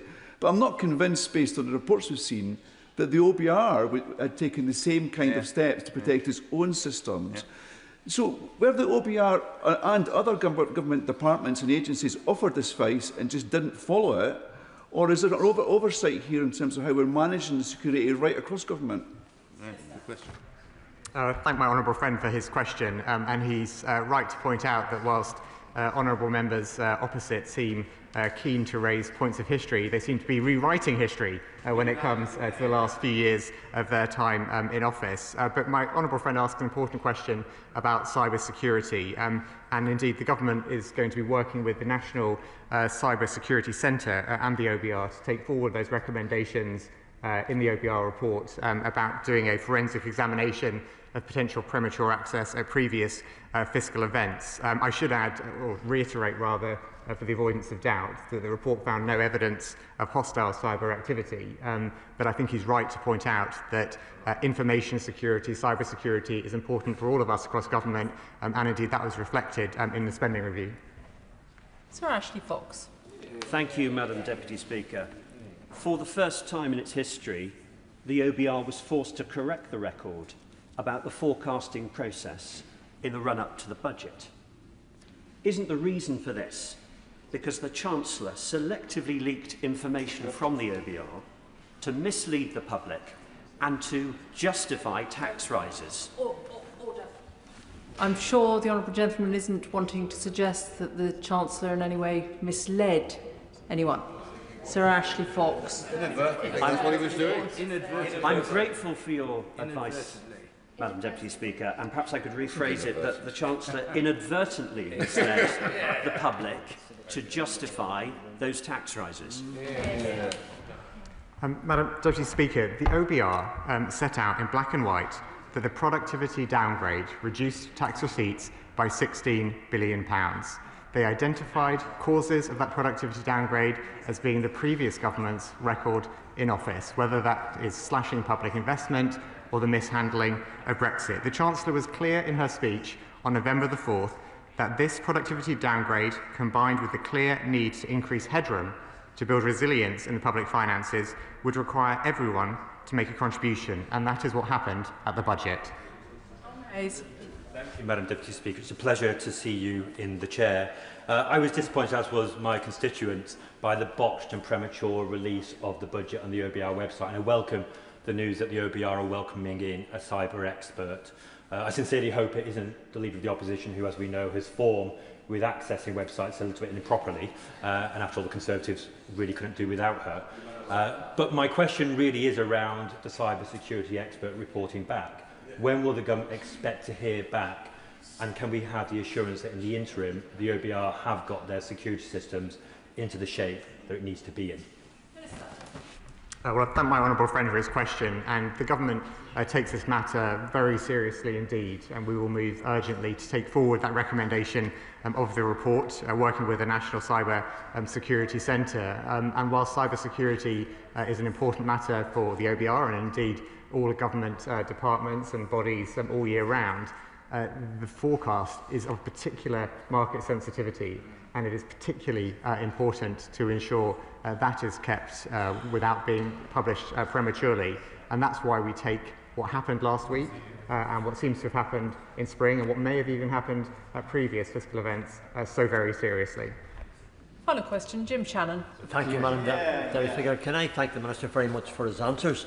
The OBR assessments have an incredible impact on households and businesses in Northern Ireland, indeed across the whole of the United Kingdom. So can the Minister please outline the steps that are to be taken to ensure full transparency around this resignation and to safeguard trust in the OBR's future work so that public confidence in our economy is not in any way undermined? Thank you. Well, the honourable gentleman is absolutely right to point out the importance of trust, not just in the economy but also the public finances, and indeed the role of the OBR is, in the government's view, a critical part of that trust. And it is because of that role that the OBR plays in our fiscal framework, robust and transparent fiscal framework, that we take the matter of the premature release of this information so seriously, and why we are following up the matters it raises so urgently. I thank the Minister for his responses this afternoon. Brings us to the second urgent question. Matt Weston. Thank you, Madam Deputy Speaker. To ask the Chancellor of the Duchy of Lancashire if he will make a statement on espionage cases and the Official Secrets Act. Minister Dan Jarvis. Madam Deputy Speaker, can I thank the honourable member for raising this urgent question following the deeply disappointing collapse of the prosecution case concerning two individuals charged under the Official Secrets Act of 1911. These allegations were hugely concerning, and we recognise and share the public and parliamentary frustration around this outcome. The Government welcomed the JCNSS inquiry and the opportunity it provided for parliamentary scrutiny on this important matter, alongside the ongoing review led by the Intelligence and Security Committee. I'd like to take the opportunity to thank the Joint Committee on the National Security Strategy under my honourable friend's chairship for their diligent and rapid work. The Government will now take the time to consider the Committee's conclusions and recommendations properly, in conjunction with partners referenced in the report, before responding within the 2-month timeframe. However, what I will say today, Madam Deputy Speaker, is that I am glad that the JCNS's report has reinforced two fundamental points which the Government has made throughout. Firstly, and as the Government has been saying for several weeks, the report makes clear that there was no evidence of attempts by any minister, special advisor or senior official to interfere with the prosecution. The JCNSS report states that it found no evidence of improper influence. And despite ongoing questions about a meeting of senior officials that took place on the 1st of September, chaired by the National Security Advisor, the report clarifies that there was no deliberate efforts to obstruct the prosecution.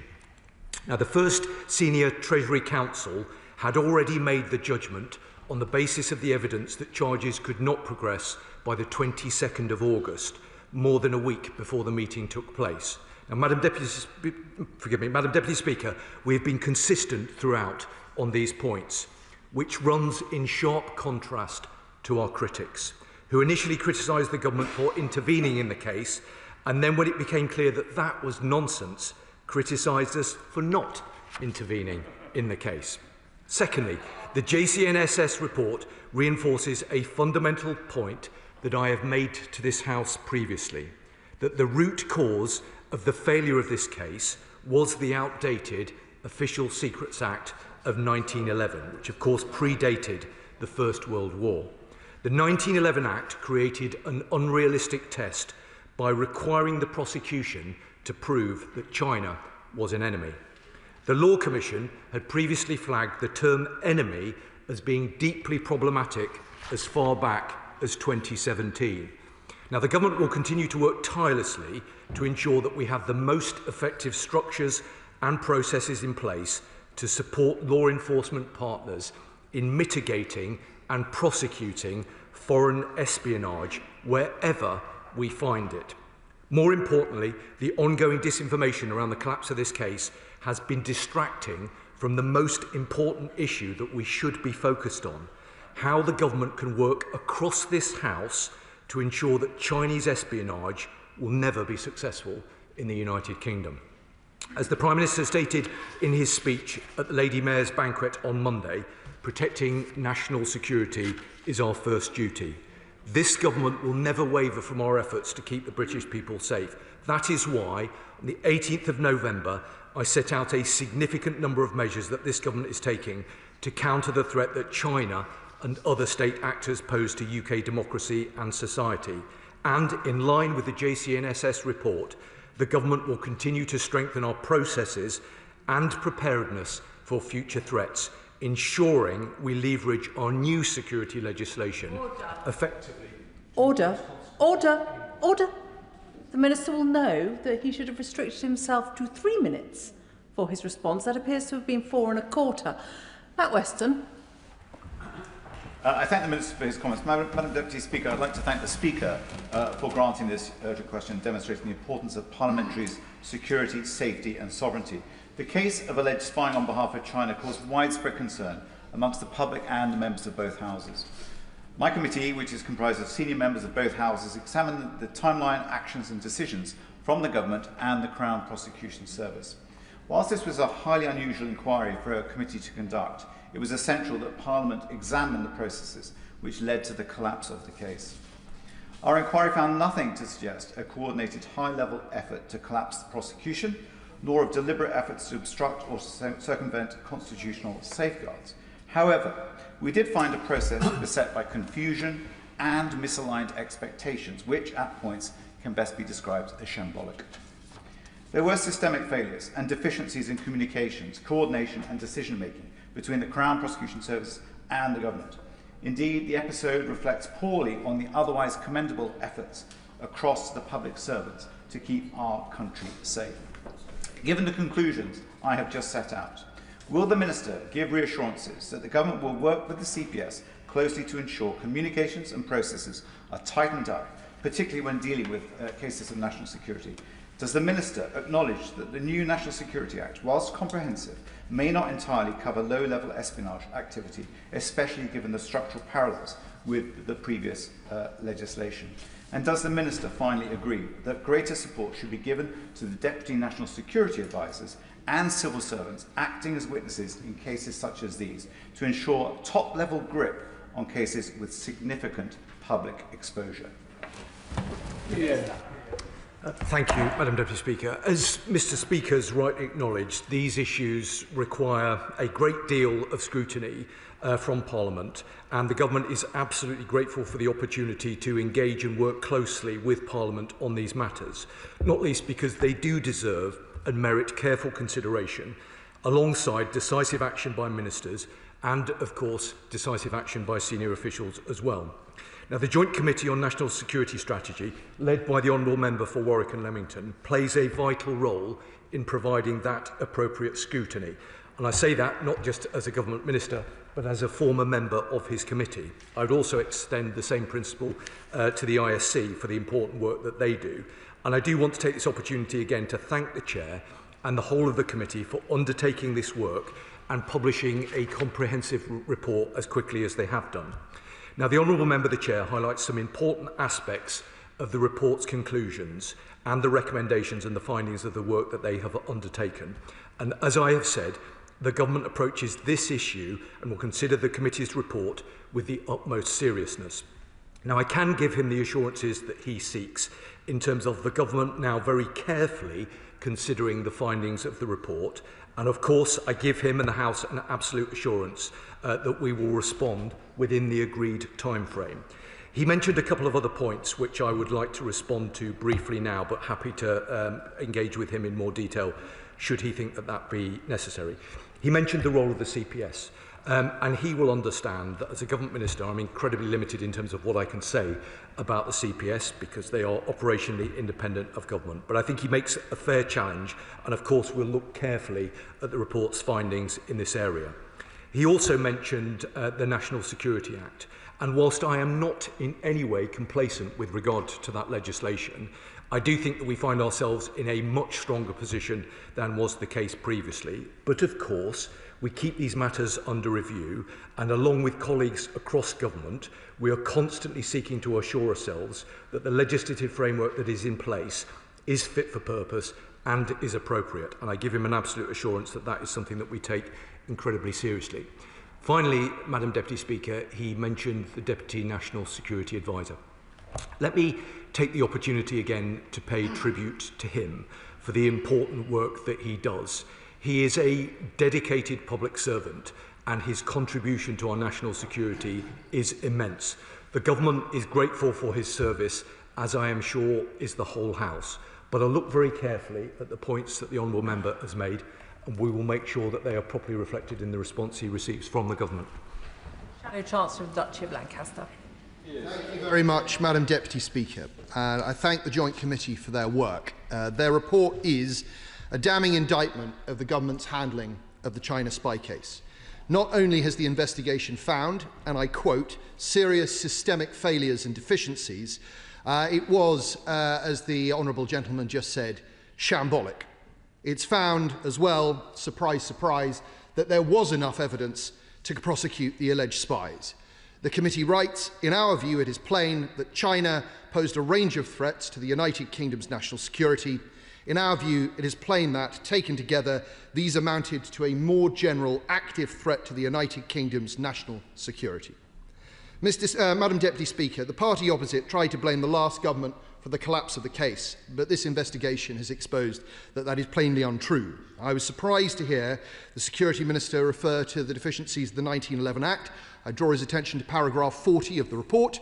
I think he probably should have read it before he came to this House. It was this government's incompetence which ultimately led to these two men not standing trial. And most worryingly, this report reminds us that there may be many more such cases. Indeed, why wouldn't there be if foreign spies believe they can act against this House with impunity and effective immunity?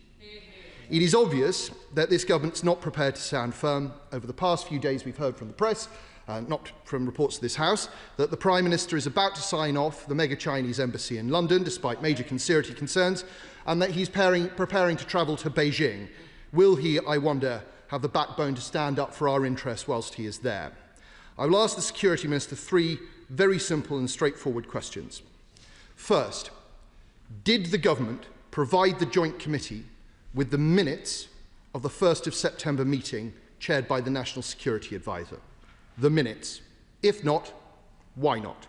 Second, a number of ministers during the many debates we've had in this House appear to have made inaccurate and misleading statements on at least 6 occasions. Will the Minister ensure that corrections are made to Hansard so that the record is straight? And third, given that the Joint Committee has concluded from the evidence it was given that China is a general threat to the United Kingdom's national security, does the government agree? And if it does, how can it justify supporting the mega embassy? Before I call the Minister, can I make the point to both front benches now that in urgent questions, the Minister has 3 minutes to respond. The opposition front bench should have taken 2 minutes. As an advisory note to the Liberal Democrats, it's 1 minute. And can I commend the Honourable Member for Warwick and Leamington Spa for managing to stay well within his 2 minutes. Minister. Thank you, Madam Deputy Speaker. Madam Deputy Speaker, a few moments ago, I spoke of the careful consideration and appropriate scrutiny with which this matter deserves. And whilst many members of both Houses and members of all parties on the Honourable Gentleman's Committee have adopted such an approach, I have to say that I am disappointed that the Honourable Member opposite continues to choose a different approach. He didn't seem to want to mention that much of the report refers to the time of his party in government.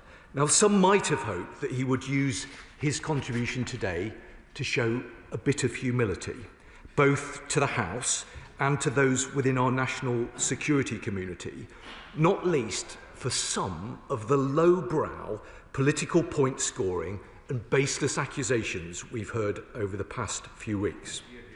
Now, Madam Deputy Speaker, in the aftermath of the trial's collapse, some members opposite accused ministers, special advisers and civil servants of improper interference. This report makes clear that that was baseless and untrue. There were some who suggested that some of our most experienced and most dedicated national security experts set out to deliberately withhold information from prosecutors in order to placate the Chinese government. This report makes clear that that was baseless and untrue. There were some who suggested that their failure to update critical national security legislation was immaterial to the case that was being brought to trial. And this report makes clear that the root cause of the collapse was the years of dither and delay which left outdated, ineffective legislation on the statute book long after we knew that it did not protect our country from the modern threats that we face. Now, Madam Deputy Speaker, some members, not all members, some members opposite were all over the place on that legislation and were all over the place with regard to China, and some of them, Madam Deputy Speaker, sadly, still are.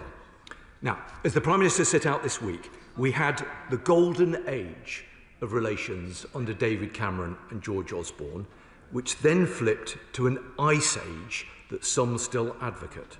But no matter how much members opposite may wish it to be so, not engaging with China is no option at all. We have been clear that we will cooperate where we can, but always challenge where we must. Now, Madam Deputy Speaker, when we say that national security is the first priority of this government, we mean it.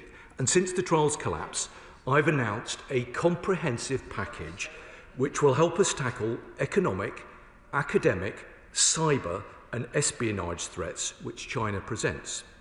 The report that the Honourable Member has referred to provides further useful thought on how we can best safeguard our national security, and the Government genuinely welcomes that constructive feedback.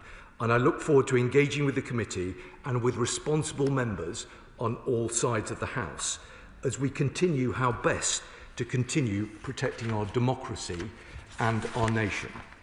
Now, the Honourable Member opposite did ask me about the minutes of, he's still asking me about the 1st of January meeting, and I'm going to give the Honourable Member the answer. The minutes were provided by the Government to the ISC, so there's his answer. He also, on several occasions, referenced the application for the Chinese embassy. Let me say to him, for the sake of absolute crystal clarity, what the position is with regard to the embassy, and I think that that will be helpful to other members as well.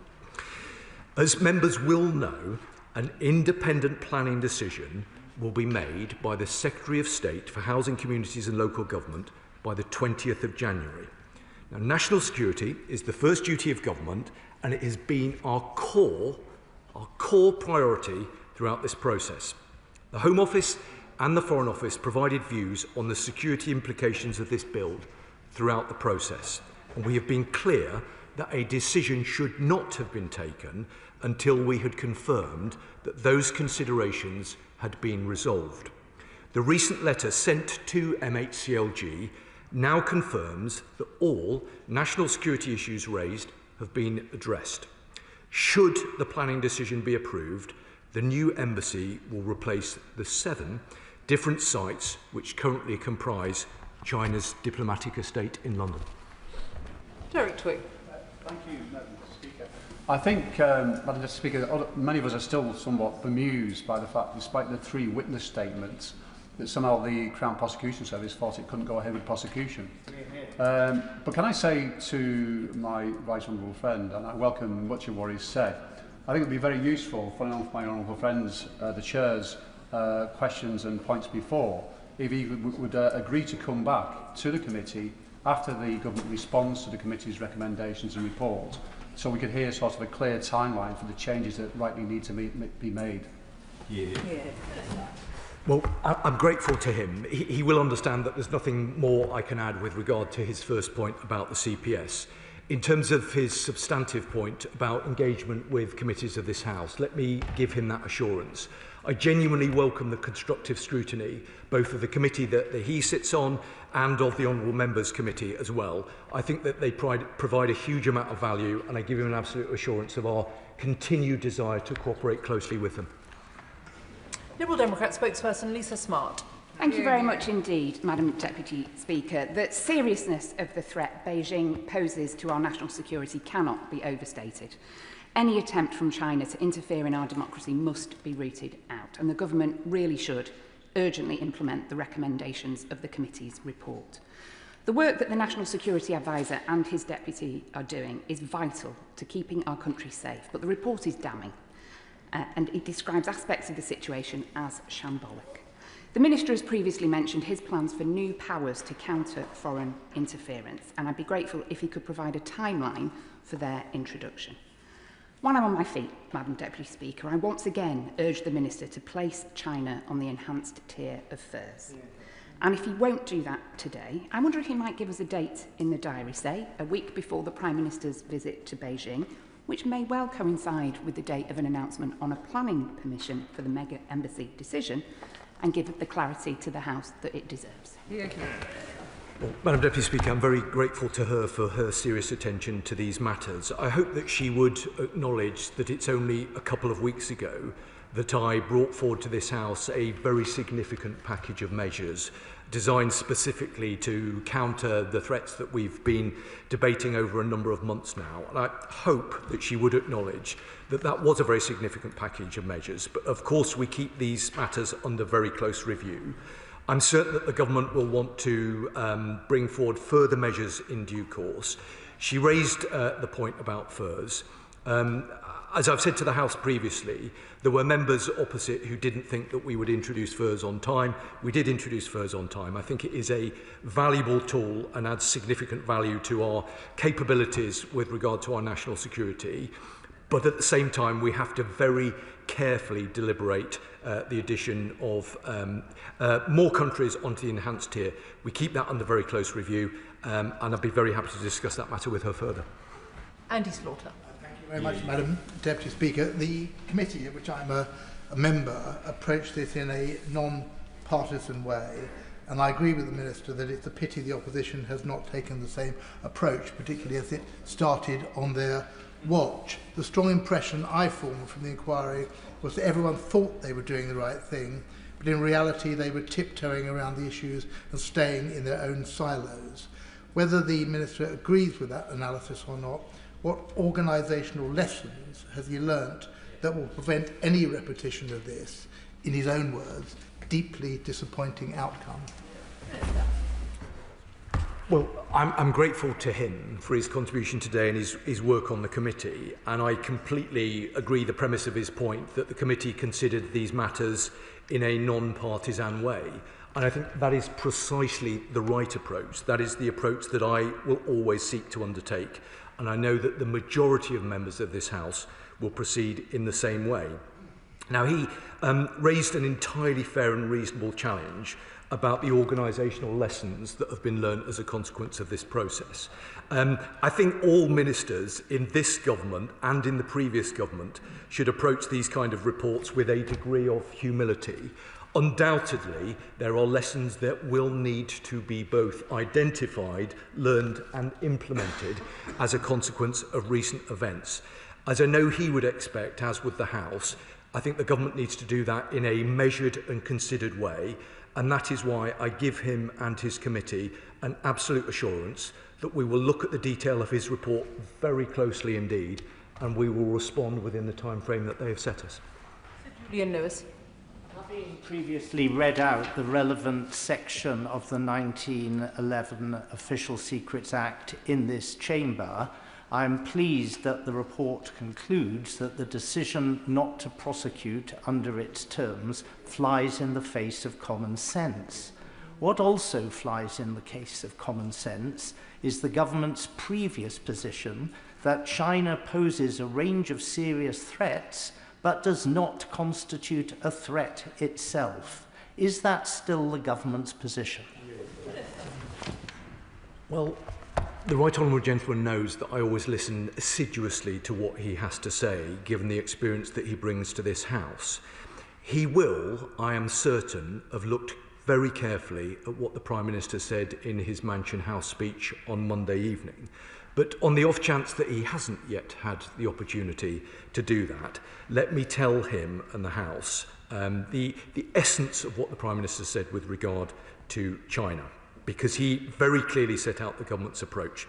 He said that China poses real national security threats to the United Kingdom, but it's time for a serious approach to reject the simplistic binary choice, neither golden age nor ice age.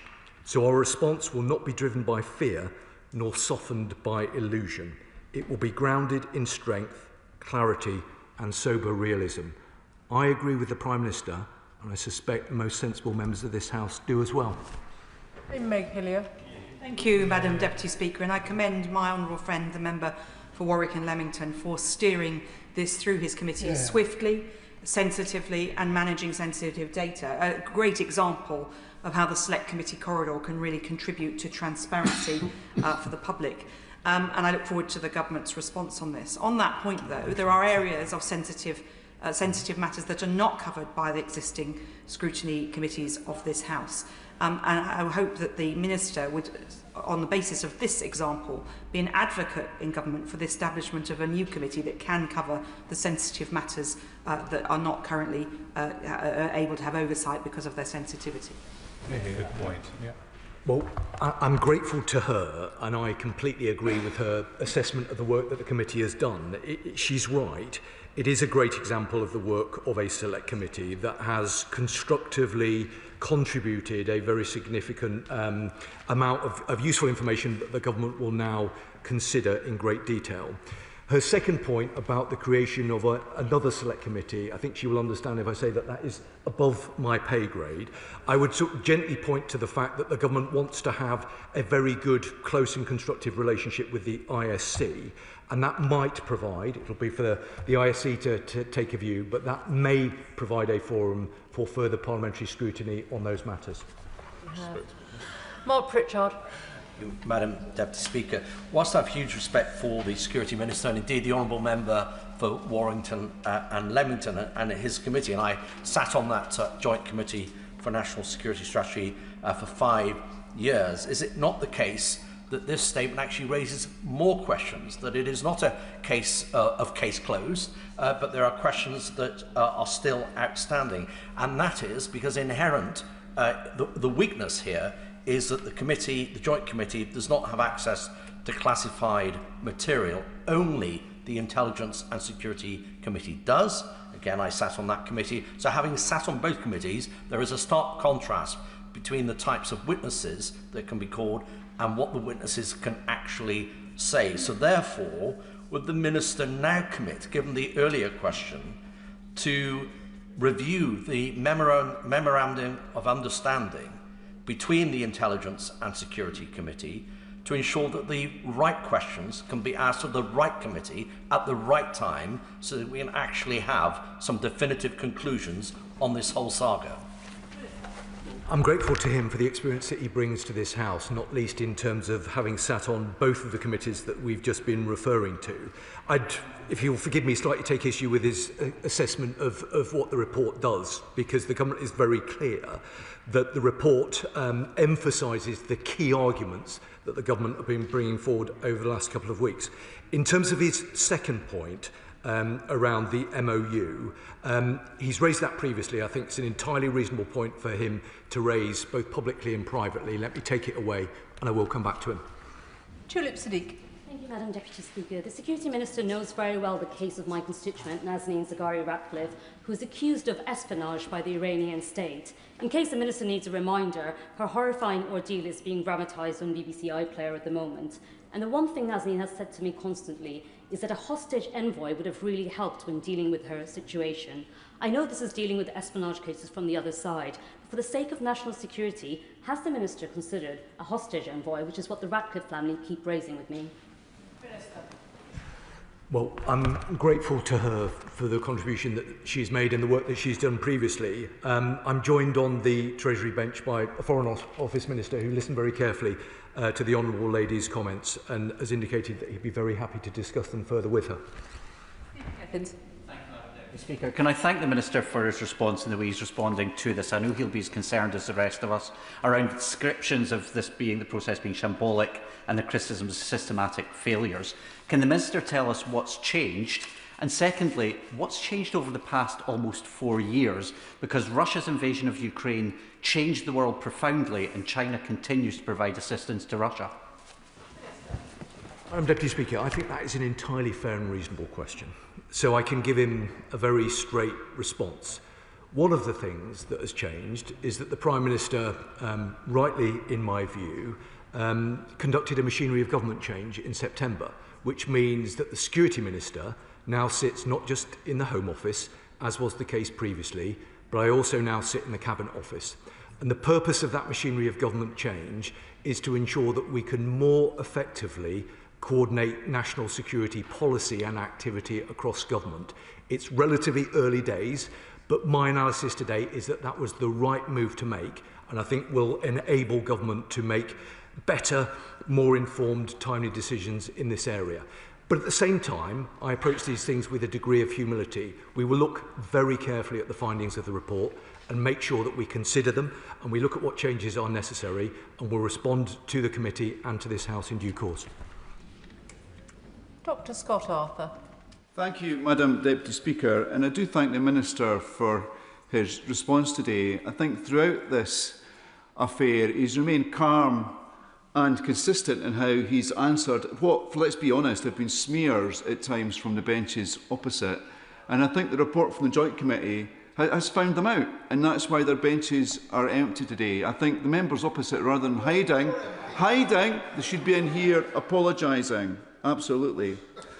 But does the Minister welcome that the report makes clear that the root cause of the case collapsing was a dithering and delay from the previous government? And does he agree with the Prime Minister when he says that this is nothing short of a dereliction of duty when it comes to our national security? Thank you.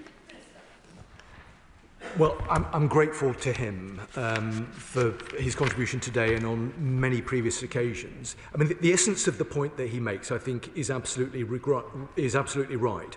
I do regret the tone of some of these debates in recent weeks. I think some of it has been entirely unnecessary, when what we should have been doing is coming together as a House to look at what we can do together to ensure that the activity that we had allegedly seen here isn't able to happen again.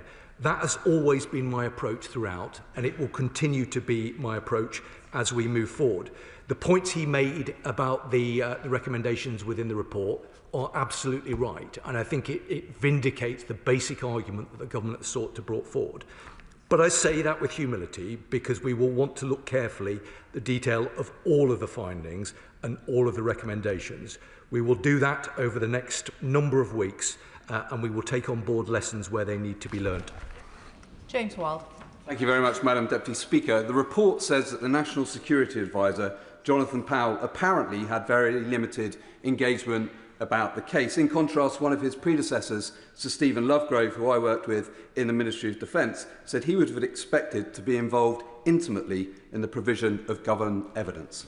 Why was Jonathan Powell, and Lord Hermer for that matter, who's described as being not proactive in the report, so passive on a matter of national security and alleged spying on members of this House? I honestly don't believe that that is a fair and reasonable characterisation of the role played by the National Security Advisor. The National Security Advisor is an extremely experienced and dedicated public servant who is dedicating his life to keeping our country safe. The honourable member, because he's a very well-informed and assured member of this House, will understand that there were specific restrictions placed on the Deputy National Security Advisor about what he could do and what he could say. Both the Deputy National Security Advisor and the National Security Advisor acted with integrity throughout this process, and I know that this House will be grateful to them for it. Thank you very much, Madam Deputy Speaker. In light of the important issues being discussed today on the concerning activities of China in the UK, can I ask the Minister what additional steps he is taking or planning to take to protect Hong Kongers, Tibetans and Uyghurs from any form of transnational repression? Well, I know that the Honourable Member takes a very close interest in this. I hope that he will have seen the very significant package of measures that the government brought forward a couple of weeks ago. We take issues relating to transnational repression incredibly seriously. We welcome the report from another select committee of this House, which we've responded to. And through the Defending Democracy Task Force, we've conducted a review of transnational repression in our country. So I hope he sees that we take these matters very seriously. The notion that any state, whether it be China or anyone else, would seek to harm or to persecute anybody resident in the United Kingdom is totally unacceptable, and the government has been consistent in making that point. Richard Tice. Thank you, Madam Deputy Speaker. This report by the Joint Committee on National Security is not only damning, it refers to systemic failures, shambolic communications being inadequate. But I'm struck by paragraphs 41 to 45, which calls into judgment calls into question the judgment of the Director of Public Prosecutions. The former independent reviewer of terrorism legislation, Lord Collard, described the decision not to proceed as inexplicable. And I think the committee itself, in paragraph 45, is gentle in saying that it's surprised by the decision not to proceed. So the question has to be asked, does the government still have confidence in the Director of Public Prosecutions? Well, he will understand that as a government minister, it wouldn't be appropriate for me to make commentary about the performance of the Director of Public Prosecutions. The CPS, the DPP, are operationally independent of government.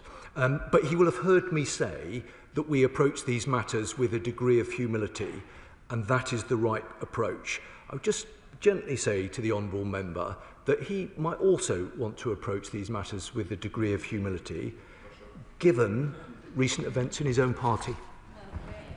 John Cooper.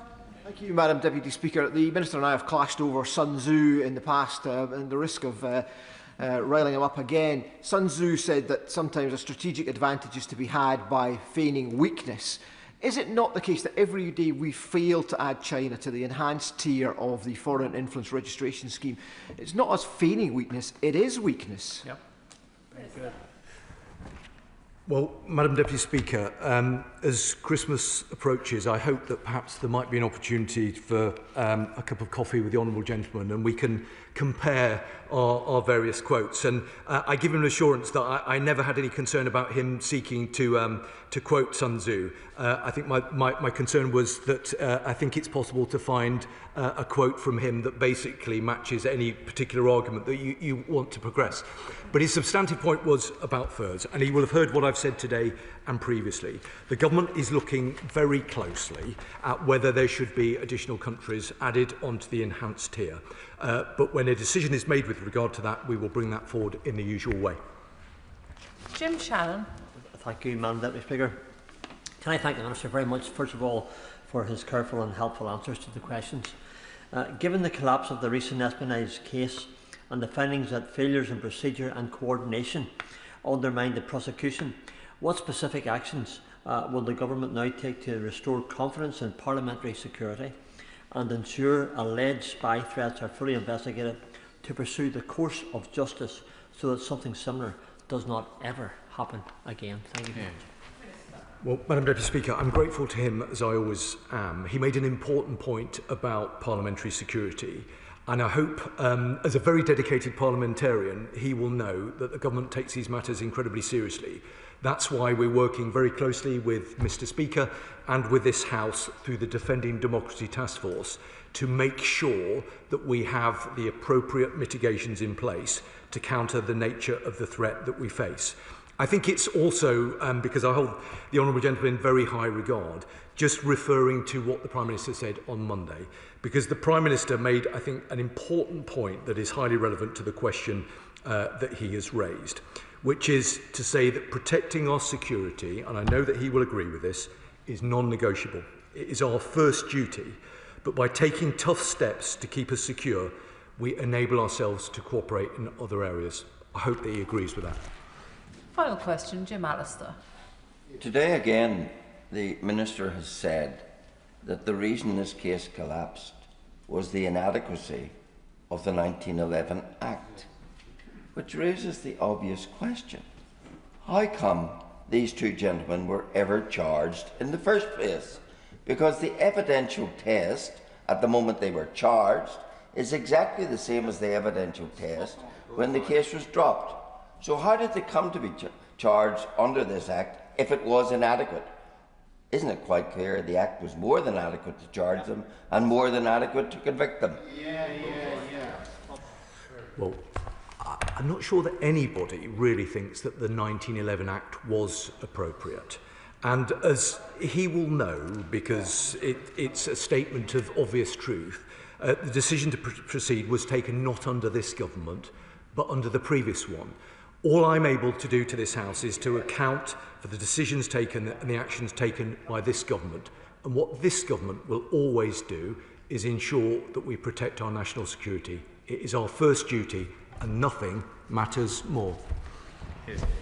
Can I thank the Security Minister for his answers this afternoon? I will allow a few moments for the front benches to swap over.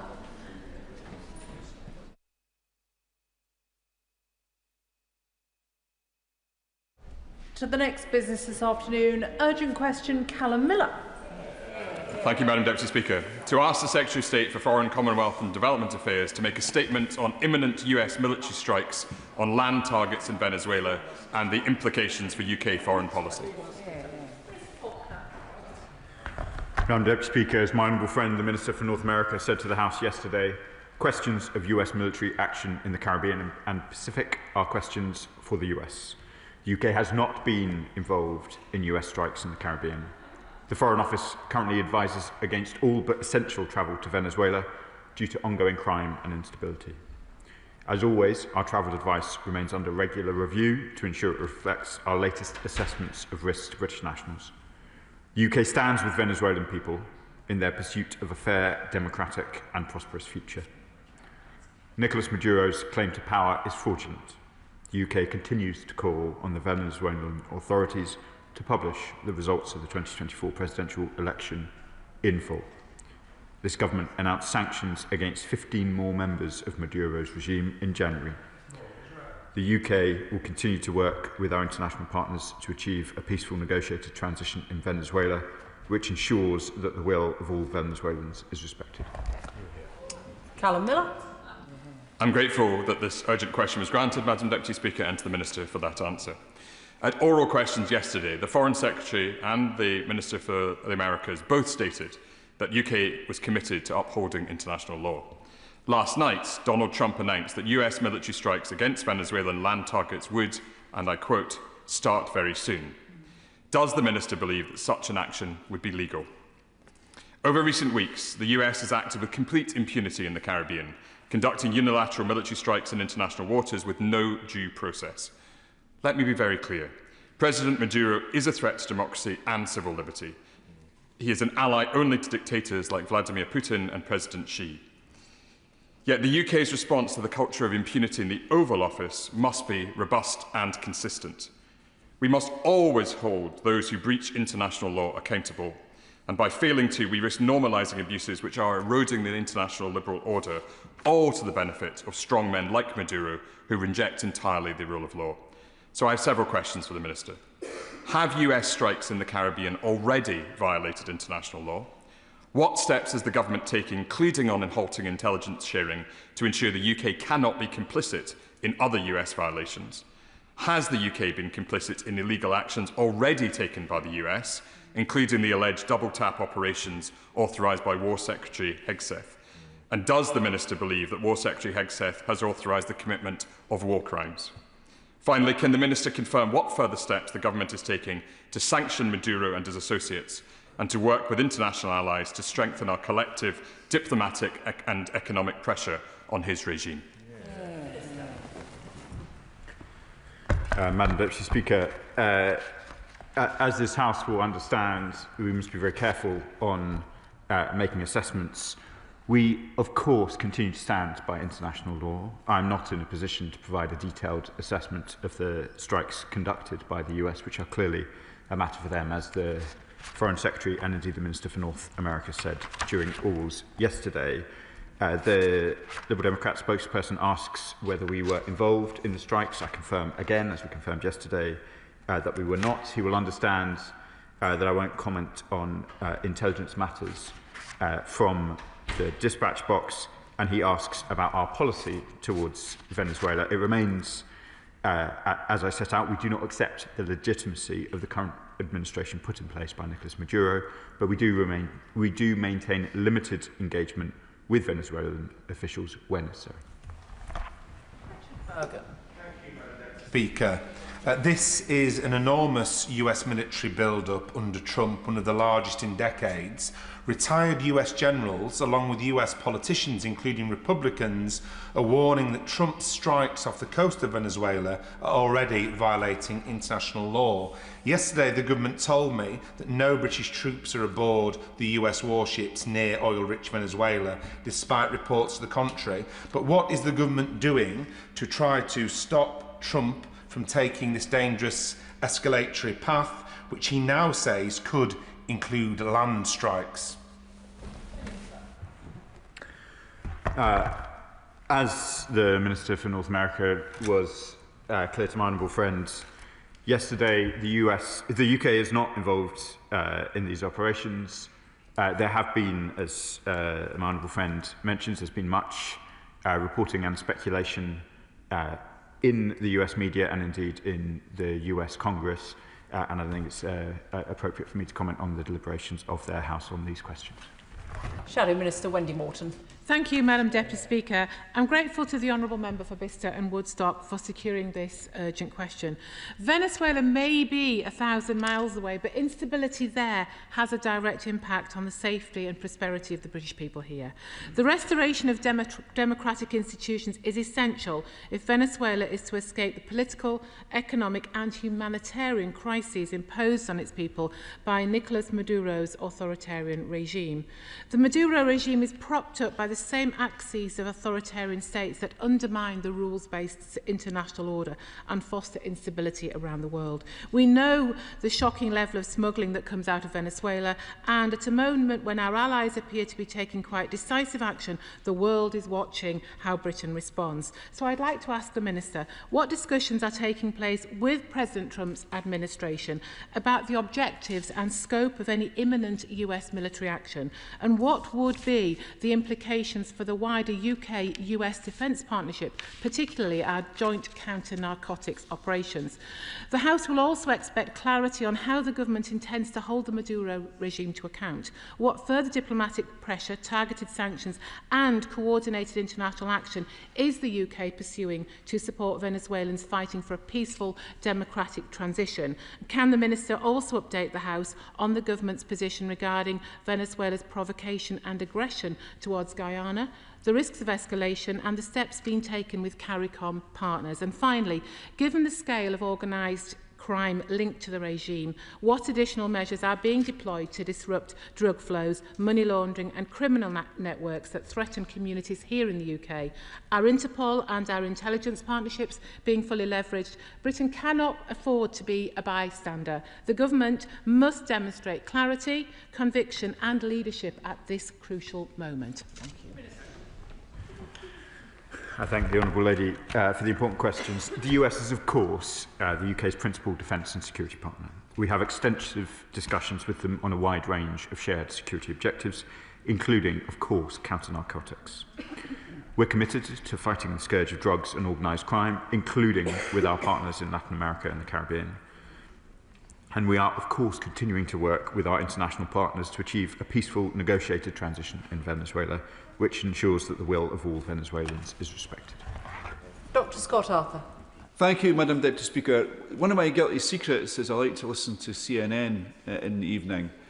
So I do know that people in the States are divided on this issue. Some may call it fake news, of course, yeah. But I'd be interested to know if, the Minister started by talking about sanctions. Have we assessed the impact of these sanctions on Venezuela? And what efforts are we making with civil society there to protect human rights? And I really respect the fact that we're not engaging with the way in which the United States is trying to deal with the drug trade there. But are we able to show leadership in the region by trying to restrict the drug trade in a way that definitely fits with international law? And when did he last speak to his counterpart in the States in an effort to reach a peaceful solution on this issue? Thank you, Madam Deputy Speaker. On my honourable friend's last question, I understand that the Foreign Secretary has been in discussions with her US counterparts in recent days on these questions. He asks an important question about civil society. We strongly condemn the ongoing repression against civil society and members of the opposition in Venezuela, and we continue to call for the unconditional release of those arbitrarily detained, including members of civil society and independent media, such as through the UK published statement to the Human Rights Council in its most recent session. Sir Julian Lewis. President Trump would no doubt argue that there's a parallel between this situation and George Bush Sr.'s invasion of Panama in late 1989. But does the Minister agree with me that it will be interesting to see what sort of outcry there is if something like this goes ahead from either Russia or China? And if there isn't, would that not suggest that there's some sort of understanding between these three major powers that they each leave each other to get on with, shall we say, unilateral actions within what they regard as their own spheres of influence?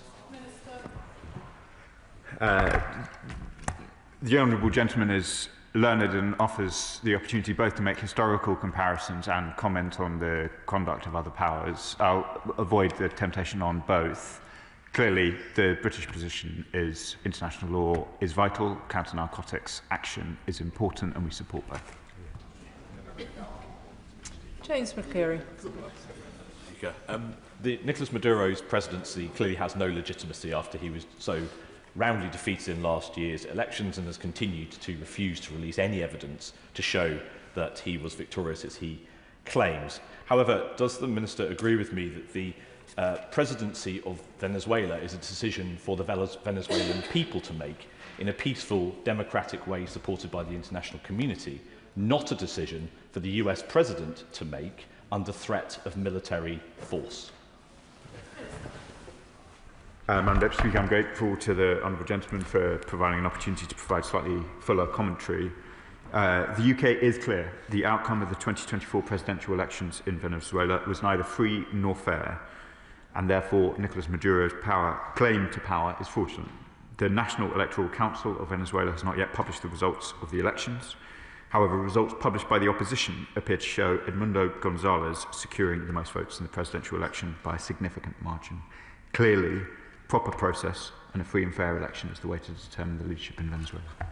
Andrew Murison. Thank you, Madam Deputy Speaker. On data sharing with our allies, does the Minister agree that both SIGINT and HUMINT isn't pick and mix when it comes to the Five Eyes community? And will he assure the House that we will continue to provide the information that the US needs in order to deal with Venezuelan cocaine, most of which lands up in Europe? And I need not remind the Minister that deaths in this country were up by a third in 2022, 2023.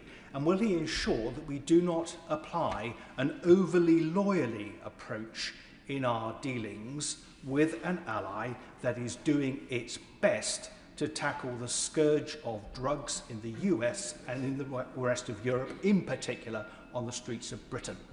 Minister. I thank the honourable gentleman, my predecessor, for the question. We stand by the principles of international law. I won't provide a detailed commentary, obviously, on intelligence matters, but I will say that the Five Eyes remains a vital, vibrant and free-flowing intelligence sharing arrangement which allows us to tackle a range of threats, including the illegal drug trade, which is having such an impact, obviously, in America, but here too in the UK, and I see it in my own constituency, as I know many others will across the House. Stephen Gethins. Thank you, Madam Deputy Speaker. Nicolas Maduro is no respecter of the international rules-based system, but we must be. We don't want to see chaos in Latin America, but we're seeing the biggest military build-up in the Caribbean since the Cuban Missile Crisis, the biggest US military build-up since the war in Iraq. What lessons would the Minister draw from previous regime change that the UK government had been involved, and what advice would he give to his US counterparts? Again, Madam Deputy Speaker, tempting to indulge in some historical analysis, but mostly the advice that we give to our friends and allies, we would do so privately. Clearly, it is important that the rights of Venezuelans to free and fair elections are respected in the way that I outlined in the previous answer to the Liberal Democrats. Mark Pritchard.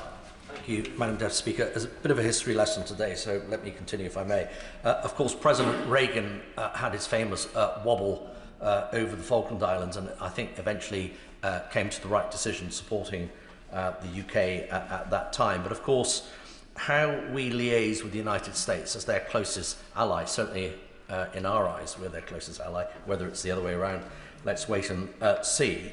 But it could be Venezuela today, it could be Cuba tomorrow, it could be Haiti, and so on and so forth. So I think we need to be candid with the United States. We need to uphold international law, and we need to encourage our cousins across the water to show restraint while recognising the need for them to counter the very, very bad drugs trade that's going into the United States and affecting crime in the streets in many, many cities there. But of course, the three impacts potentially out of this is one, the growing malign influence already in the region of both China and Russia, and how this might impact the proximity to Commonwealth countries such as Trinidad and Tobago or Guyana. So there are unintended consequences of something that the United States might feel is completely legitimate. And of course, finally, is the issue of, does it legitimise Putin's actions in Ukraine? Madam Secretary, I'm grateful for the experience the Honourable Member brings to these questions. I want to be absolutely clear about the preeminent role of international law and how important that is to this government, and that the actions that we take, and those are of course points that we make to our allies as well. Edward Morello. Deputy Speaker, I would just say to the Honourable Member for New Forest East, I suspect he grants President Trump far too much credit in understanding the Monroe Doctrine, but that's an aside. To the Minister, what legal advice has the government received or obtained in regard to the legality or possible legal implications of support for the US, albeit through intelligence sharing for any potential strikes on Venezuela? Madam Deputy Speaker, as the House will know, ministers receive legal advice on a range of matters relating to foreign policy, and that advice is subject to legal professional privilege. Jeremy Corbyn. Thank you, Madam Deputy Speaker, and I compliment the member for Bicester and Woodstock on getting this urgent question today. Could the Minister be very clear? What the US is doing is illegal in bombing vessels at sea, in both international waters and potentially in territorial waters. The harassment of Trinidadian fishing communities likewise, and the now threat of bombardment on the Venezuelan mainland is completely illegal within all sections of international law. Has the British government made any representations to the US on this? And what role did the British government play at the United Nations in the discussions about this? And does he accept this is an incredibly dangerous, massive build-up of military force in the Caribbean that can only be dangerous not just to the people of Venezuela, but the people of every other country and island within the region? Surely there should be some move towards peace rather than allowing this military confrontation to develop. Thank you, Madam Deputy Speaker, and the Right Honourable Gentleman brings considerable experience of Latin American issues to this House. On the legal position, I don't think I have very much more to add. Clearly, there has been extensive reporting over the last few days of some specific US strikes. I want to reiterate to the Right Honourable Gentleman that they were not strikes in which the UK had any role, so we're not in a position to provide the fuller explanation that we would had we been involved, which we were not. And on his wider question about his views about build-up in the region, I think the House has heard them. Martin Wrigley. Thank you, Madam Deputy Speaker. I thank the Minister for his answers so far. Can I just reiterate on the legality of the US bombing ships that are simply accused of carrying drugs? And is the Minister willing to actually say whether he thinks that is legal or not legal in international waters? I want to be absolutely clear, Madam Deputy Speaker, the UK Government stands behind international law in relation both to the law of the sea and international humanitarian law. In every forum, that is what we will stand for. I'm not in a position to make assessments on individual strikes for the reasons that I've set out, but I want to once again underline our position in relation both to IHL and the law of the sea. Final question, Jim Shannon. Thank you, Madam Deputy Speaker. Can I thank the Minister very much for his careful and thoughtful answers on an issue that concerns us greatly. Given the widespread concern about the potential for civilian casualties from these strikes near Venezuela, what assessment has been made to ensure that UK cooperation in the region does not in any way contribute to harm to civilians and remains fully consistent with our human rights obligations? Thank you. As ever, Madam Deputy Speaker, the honourable gentleman asks an important question in a courteous way. The prospects for the people of Venezuela must be at the heart of our deliberations. As I say, we have been engaged with civil society, where necessary, the Venezuelan government themselves, and we will continue to keep the human rights of the people of Venezuela in our hearts. Can I thank the Minister for his responses this afternoon? I'll just allow the front bench to swap over.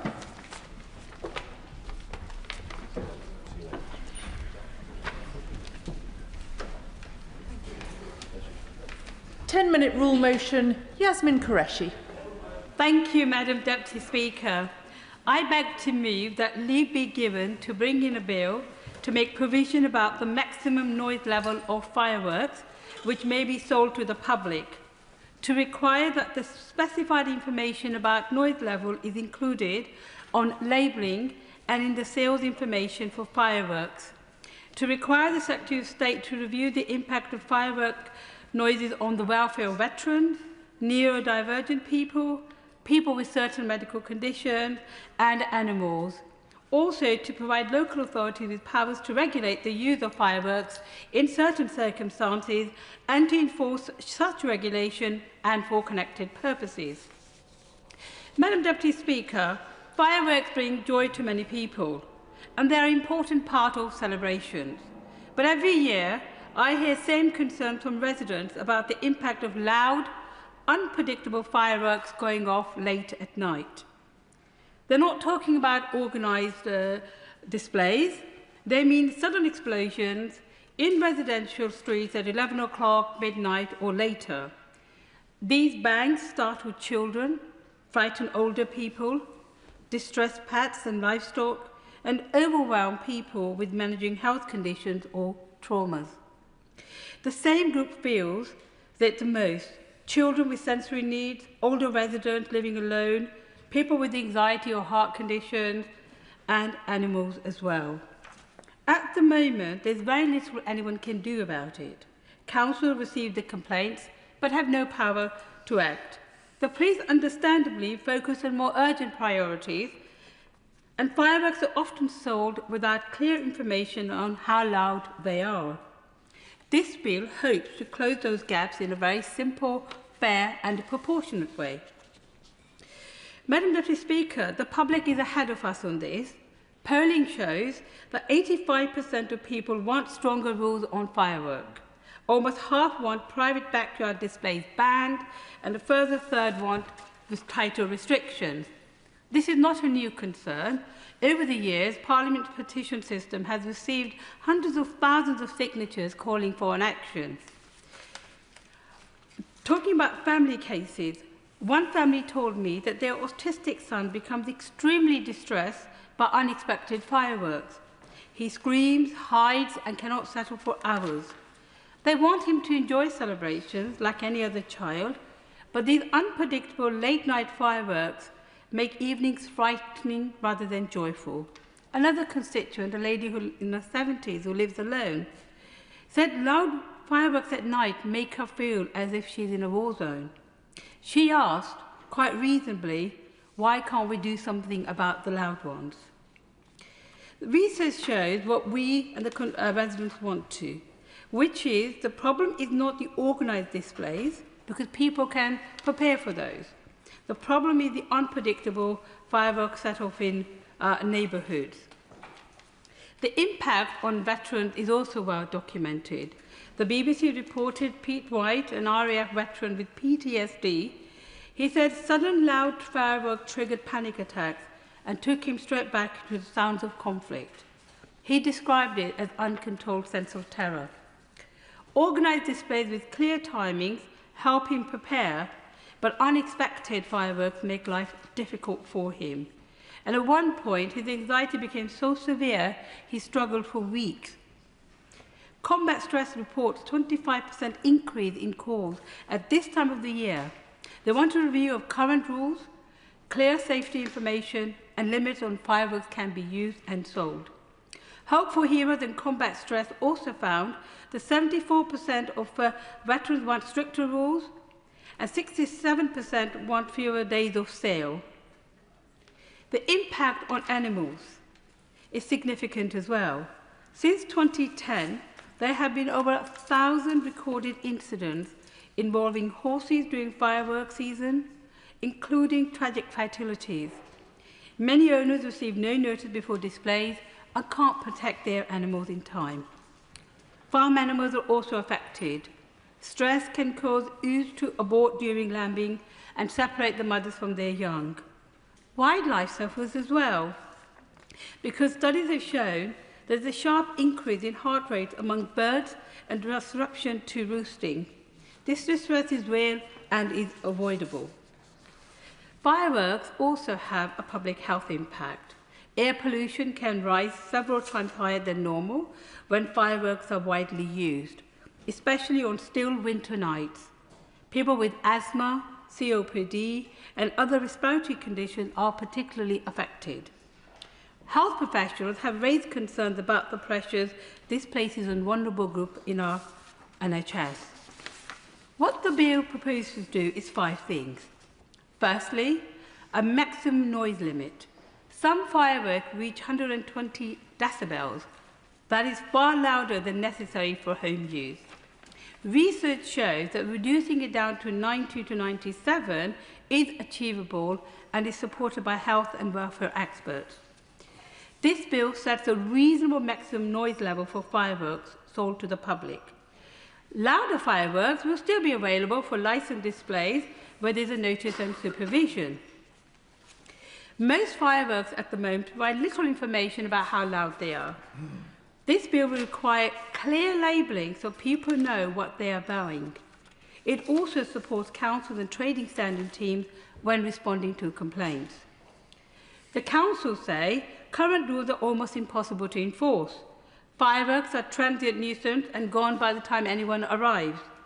But this bill will give the council the ability to introduce targeted, time-limited rules in areas with repeated problems. It's not a blanket ban. It builds on tools councils already use for noise and antisocial behaviour. It lets the councils respond directly to their communities. At the moment, civil enforcement rules rely on the police. This is unrealistic, ineffective and counterproductive. This bill will give the council the powers to issue civil penalties, similar to how they deal with littering, fly tipping and environmental noise. It is practical, proportionate and fair. The bill also requires the Secretary of State to review the impact of firework noise on veterans, neurodivergent people, people with certain medical conditions and animals. This ensures future policies based on proper evidence. Colleagues have brought forward important proposals before. My honourable friend, the member for Bedford South, one of the deputy speakers, has focused on noise limits. My honourable friend, the member for Luton North, has focused on sales and licensing. This bill is a bit different. It focuses on community impact, late-night misuse, unpredictability, and, more importantly, council powers. These approaches complement each other, and this bill fills the missing part. In conclusion, I'm not a party pooper. I don't want to ban fireworks, I want the celebrations to continue. But what we are against is the loudest fireworks used safely and predictably and with respect for neighbours. They want their families, pets and vulnerable neighbours to feel safe in their homes. They want the council to have the ability to act, and they want fireworks sold responsibly and clearly labelled. This bill offers a balanced, practical and a way forward. I commend it to the House. The question is that the honourable member have leave to bring in the bill. As many as are of that opinion say aye. Aye. Of the contrary, no. I think the ayes have it. The ayes have it. Who will prepare and bring in the bill? Jim McMahon, Sarah Champion, Debbie Abrahams, Liz Saville-Roberts, Emma Llewellyn-Buck, Jamie Stone, Nadia Whitmore, Tan Dessy, Chris Law, Imran Hussain, Alex Sobel and myself, Madam Deputy Speaker. Yasmin Qureshi.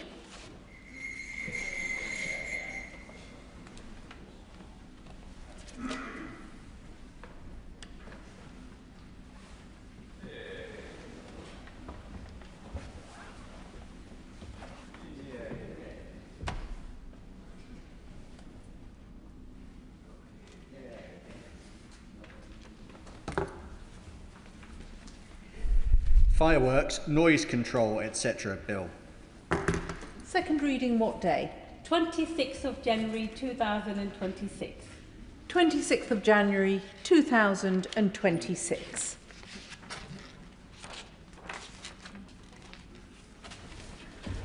The clerk will now proceed to read the orders of the day. Pension Schemes Bill, as amended in the Public Bill Committee, to be considered. Now. We will begin with new clause 30, with which it will be convenient to consider other new clauses and amendments as listed on the selection paper. I call the Minister to move new clause 30. Move formally. Thank you, Madam Deputy Speaker. And can I start by thanking all honourable members for their valuable contributions during the passage of the bill to date. In particular, members of the Public Bill Committee who offered line-by-line scrutiny. They have challenged the government but always done so constructively, including the Shadow Economic Secretary, the member for Wyre Forest, who is not with us today. And I think that reflects what is a broad consensus across this House that the Pension Schemes Bill is an important piece of legislation, and it is a consensus that I am very grateful for. The same consensus